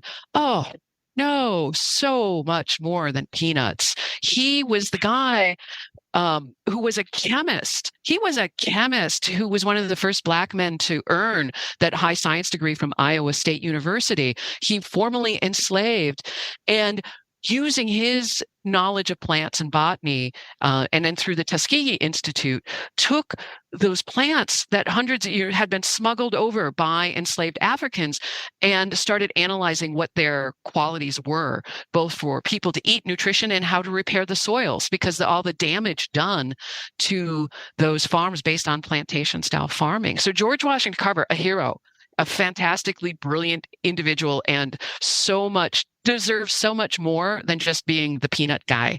The African American Methodist Church, with the old kind of mainstream Black churches, we're very much organized around food, having soul food after the service. And that's a tradition that's in a lot of Black churches. And so with the newer religious movements in the Black church movement, we had a great time of then figuring out how to attract people. Everybody wants a free lunch. So if you put a spread out, people will come, and then they got to listen to the spiel, just like the Salvation Army. That was huge. You cover this in the book, and it's a really fascinating thing that people don't realize. In Los Angeles in the 1920s, there was a huge boom in these, I guess it was early versions of evangelists. Pentecostalism. They're Pentecostals. And they all had these crazy names like Sister Ruth and Father Greg. And they were like rock stars in 20s Los Angeles. And they had these big churches, and they would get people in by offering them food. Right. I mean, think of Amy Semple McPherson in LA. After she goes to Azusa, she opens like the Four Square Gospel, and it becomes like the largest soup kitchen in Los Angeles. And then that's how they attracted people. And again, there was no social safety net either. If you were poor and hungry, there wasn't anything but a church. The churches of all stripes were the ones doing the social safety net stuff. So it was already part of the American culture. A fun fact about that is, I don't know if you've ever been up to the Inn of the Seventh Ray up in Topanga Canyon, the restaurant there. I have. Yes. Yeah, that was actually Amy Semple McPherson's like winter hideout, her mountain hideout. I did not know that. Yeah. And that's, over time. And that's why it's still a little woo. Sure. Has some woo about it. But yeah, a lot of these things either become absorbed into the mainstream or they just kind of fade out. Right. But all of these like weird Pentecostal churches in Los Angeles in the 20s, they became soup kitchens. But they also accrued, these people like Amy Semple McPherson, they accrued a lot of political power. Yes. These people became very powerful, very important people. And it's a basic thing. Even the Mormons did it. That was why people feared having the Mormons all move into their town, because these groups, and we were seeing it today. Why do we have Christian nationalism? Because some guy at a pulpit says, everybody vote for that guy. Yeah. And that was going on even during that Pentecostal rise in Los Angeles. There were, I've got so many great slides of what was it, Morgan, who was the KKK mayor of LA in the 1930s. But so there were people, especially from a political point of view, that did not want people who were, speaking in tongues voting at the polls. Yeah.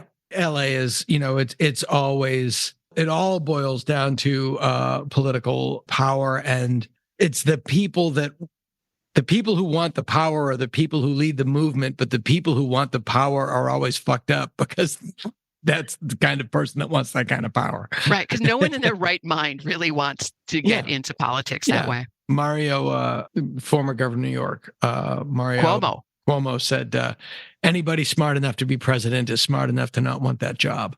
Exactly. There was Daddy Grace. I love Daddy Grace. And there's still, to this day, there's not many, but there's still a few of the United House of Prayer for All People congregations, because they actually have soul food cafeterias. There's one in DC. There is one in somewhere in North Carolina. And so you can go, you don't have to be a member of the congregation. You can just go and buy lunch. And it's a proper soul food lunch. And it's get good ratings on Yelp too, but they're only, and I know the one in DC is only open kind of late lunch to early dinner. They don't keep office hours, it's kind of restaurant-y hours. But the other kicker on that is, and that comes later, a lot of the bad actors taking advantage of it, is if the church ladies are working in the restaurant or making the lunch, you don't have to pay them because it's the mission. Yeah.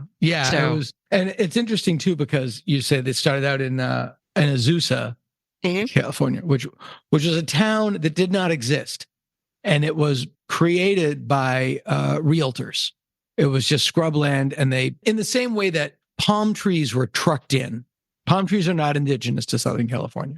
They were trucked in to create the illusion, because it was advertised in realtor terms as a desert oasis. So what do you see in a desert oasis? Palm trees and water, which we didn't have. So we brought them both in. And who was going to fall for that? Retired Midwestern farmers. And who moved on. I mean, that's why, what is it? Orange, down in Orange County, they used to call it Iowa by the Sea, because many, I think they still have a summer festival, like their Iowa by the Sea family reunion of all the people from Iowa who were religiously fundamentalist and came very conservative, as Orange County still is. Yeah, came down and brought their religion and their Midwestern casseroles with them. And so, and that's where this influence is all pervasive and kind of, to me, funny and interesting, all these little rabbit holes of history. Yeah, you know why it's called Azusa? I don't. Because it was advertised as the town that has everything from A to Z in the USA. AZ USA.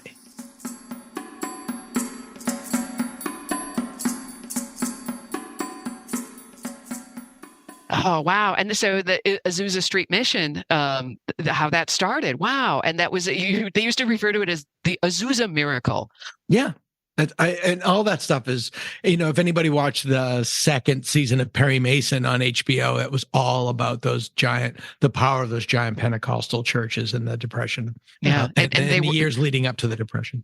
And they were, because again, kind of going back to there's no social safety net. Everybody's coming out to California and nobody's got anything to eat. And then depression, there's no work. And that is a great environment to start a cult or a new religion. Which leads me right to where I wanted to wrap up. You talk about in the 60s, the communal life happened in the counterculture. People were also doing a lot of drugs, and in the 50s and 60s, there was the advent of hallucinogenic drugs coming through food and coming through mushrooms. Talk about Pandora's box. Talk a little bit about who Richard Alpert, how he fits into this story and what happened to him and his sort of circle. Richard Alpert it leads right up to culture today with microdosing culture today. It sure does. And I'm always fascinated to see these things cycle and come back. So Alpert and his research partner at Harvard, Timothy Leary, that's a name more familiar, we're researching the effect of different types of hallucinogens. Specifically, they really started going down the road on LSD. What they found in their studies, and this particular study, the Good Friday study, was replicated in the past decade, I think, to show that if you take these type of hallucinogens, it actually does build new neural pathways in your brain, and it does soften up the part of the brain that is more open to the mystical experiences. They say the God part of the brain. Mm-hmm. And so they did an experiment, Alpert and Leary, with seminary students. And after taking LSD, they all had a very ecstatic religious experience. People who were unreligious later in other experiments became more religious and open to the idea of God after taking hallucinogens. So this idea was you could shortcut your way. Again, very American, that instead of long-term fasting or being a monk meditating under a tree for 100 years, if you just take the drug, you will see God. And then Alpert goes off in a different direction. They split. Leary and Alpert split. Alpert feels that you need a spiritual framework for this type of hallucinogenic experience and really starts going down, exploring the Eastern religions, Buddhism and Hinduism, and changes the name, becomes Ram Dass. And everybody who grew up in the became Ram Dass. Right. And so everybody at their parents were hippies remembers that purple book, The Be Here Now, that was Ram Dass. And he continued on that pathway, left the drugs behind, continued on the spiritual path. Leary, on the other hand, decided to say, you don't have to take drugs to see God, but if you take the drugs, you can be God. And he goes to the West Coast and takes in all the LSD and becomes essentially this idea of founding this LSD church that all you need to do is just take all the possible drugs you can. And he did, and started affiliating with a group who was looking to disseminate it and just started giving it away. They would make money selling hash, but giving away LSD. Yeah, and that was the origin of Tune and Try on Dropout, and the subject of many a great dragnet. But when you look back on this and you study this, and I don't think there's an answer to this, are people taking LSD and seeing God? Or are they taking LSD and something is happening to their brain, that they are being exposed to something in their brain that our mind then translates into a God image, because that is the language in which we think, and that is how we can describe what this thing is. Is the LSD journey external or internal? So Ram Dass believed it was internal. Then Leary was more, it was kind of an external thing, a creation, because neither one of them was really religious per se, but the studies show. And you can go, Terence McKenna, when you take the DMT, you see the little machine elves. I think that all of it is a projection from what's going on inside your brain, how the chemicals and the electricity work together. And that's where I show my hand, is I'm atheistic. I don't think there's any sky daddy out there. Right. And so anytime I took hallucinogens, I never saw God. I saw nature and enjoyed that very much. Right. But so I think that your mindset and your opinion on that is going to be informed by what you already believe. Just like Anton LaVey did not convert to Christianity on his deathbed. He died believing what he believed. Most people do. Right. We didn't talk about the Church of Satan. We should touch on it a bit. Did they have, full disclosure, Anton LaVey, my old neighbor in San Francisco. We didn't know each other, but I would see him as this old bald guy with a beard, dyed black in black sweats, walking around. He lived near the laundromat down in the Richmond district. I would think that the nature of the Church of Satan, which is, if you want to do it a lot, do it till you're sick of it. They didn't have a lot of dietary restrictions, or did that develop later? They didn't. Yeah. No, they didn't really have any dietary restrictions. They weren't evil. The whole point of the Church of Satan wasn't kill and murder. It was like, you like ice cream? Eat a bunch. Right. Just don't hurt any kids or animals when you're eating your ice cream. Yeah. That's really, and the Church of Satan is so misunderstood in the sense of that. Well, I have to say, terrible at branding. Or very good at branding. Yeah. I mean, in terms of getting people to give you a fair listen in this country. Right. Well, no, but think of all the 13 and 14-year-olds that still buy Uncle Anton's books, right? Right. Yeah. So it was more of a political and carny stance. People forget that LaVey came. Yeah, he's a carnival. He's a carnival guy. So, and that's where it has. But the group that did have like some satanic elements to it was the Process Church. They actually believed, almost like this Manichaean, that Lucifer and Jesus are brothers of the same God, and people inside, we had inclinations whether towards the satanic or towards the light, towards Jesus. And that was a very interesting kind of dual belief. And they weren't evil. They weren't. They were pretty harmless. Right. But, they were actually believers, though. Whereas Church of Satan, now the modern Church of Satan is a bit more, they've developed some actual rituals and belief systems. But, that's not their origination. No, and they seem pretty harmless.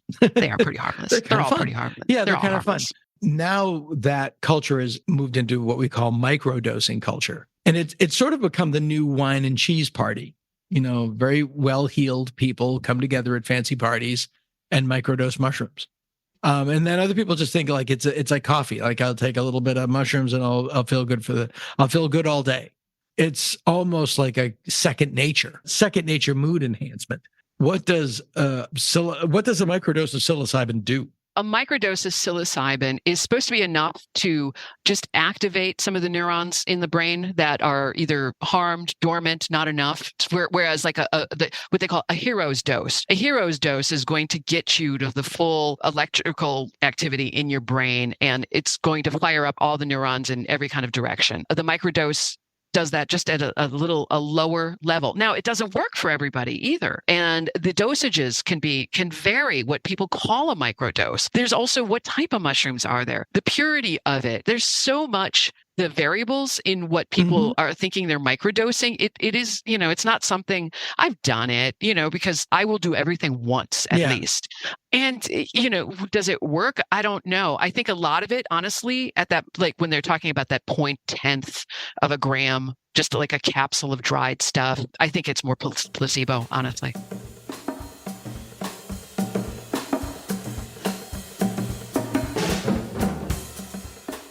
What's the difference between psilocybin and DMT? Totally different plants. They're totally different plants. They have totally different organic compounds.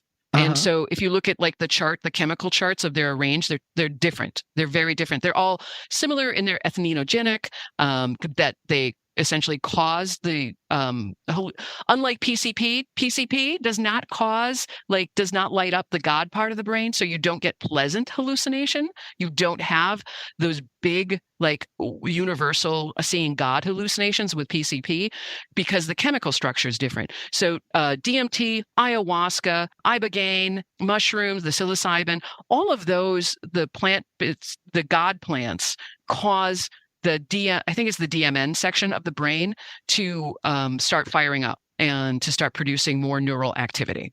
Okay. So they're all slightly different chemical compounds, going to get slightly different results working on different parts of the brain. But that's the family of those drugs. Other hallucinogenic drugs aren't necessarily the God drugs. That's what they're called. Yeah, they get called like the God drugs, or because those are the ones that are going to light up that part of the brain and work on that. So to your point about that, so this is again goes back. It's our American way. We want a shortcut. Everybody wants a shortcut. Everybody we want a wants a shortcut. We want a shortcut, and we want community. We want to belong, and we always want the exclusive belonging.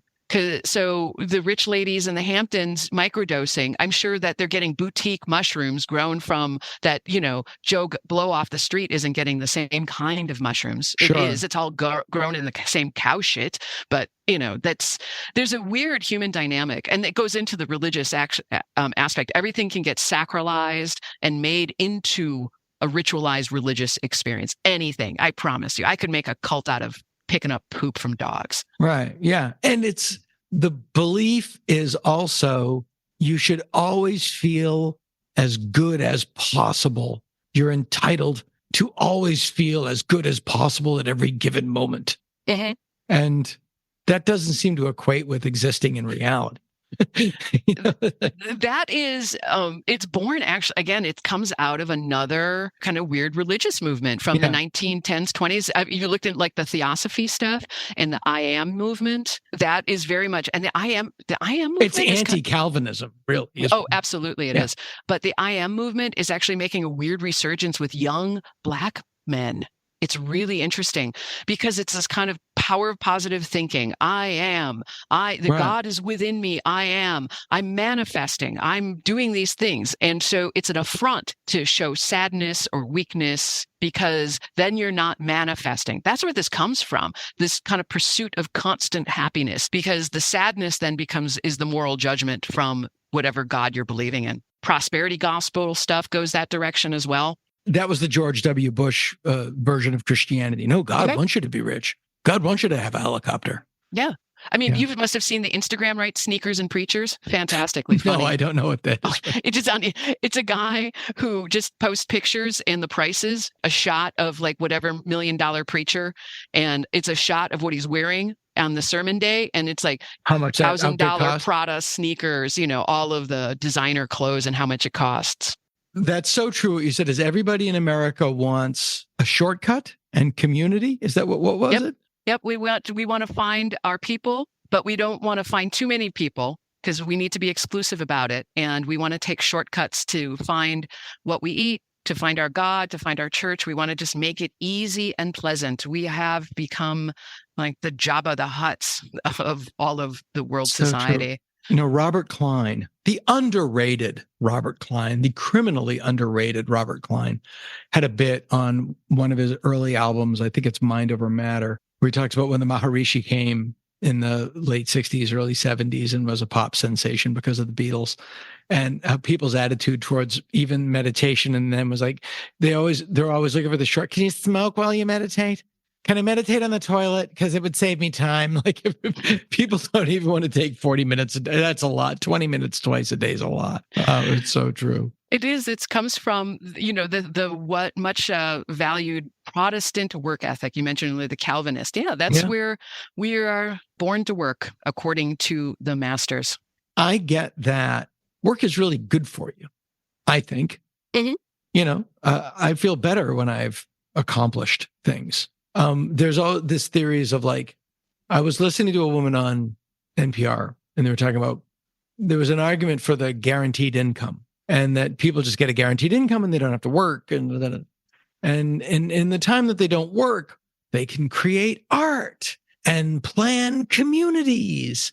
And it's like, have you ever been in a neighborhood where no one's working? There's not a lot of art. There's a lot of Doritos and a lot of Jerry Springer.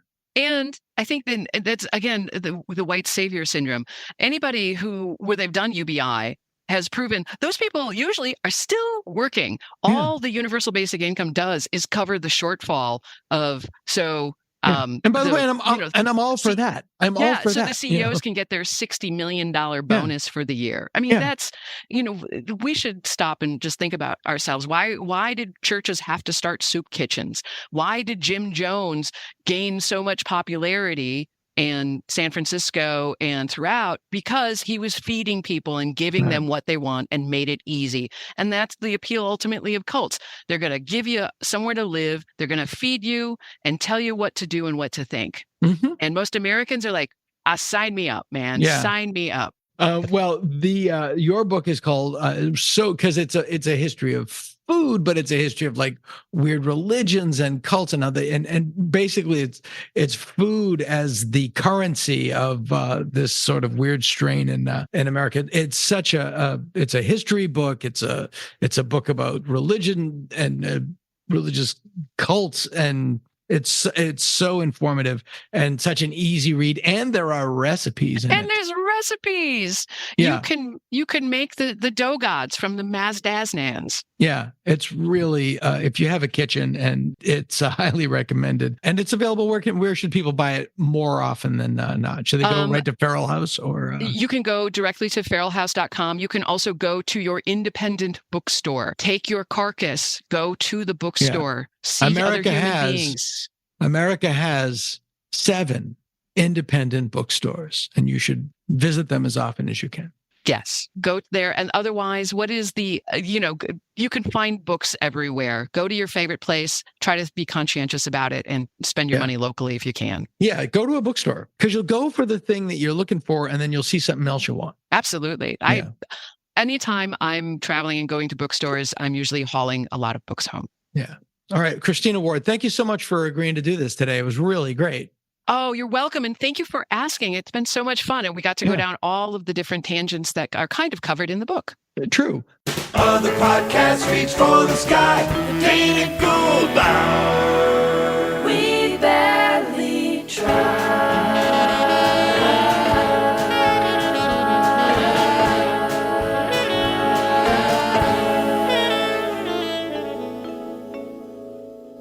This has been the Dana Gould Hour, brought to you by the Internet.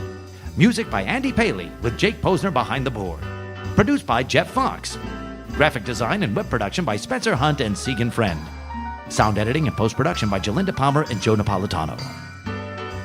Tom Kenny speaking. I'm a DJ, I'm a person, I'm a singer, I love to sing and DJ. Boom! Peace out. You want me? Peace out. Boom.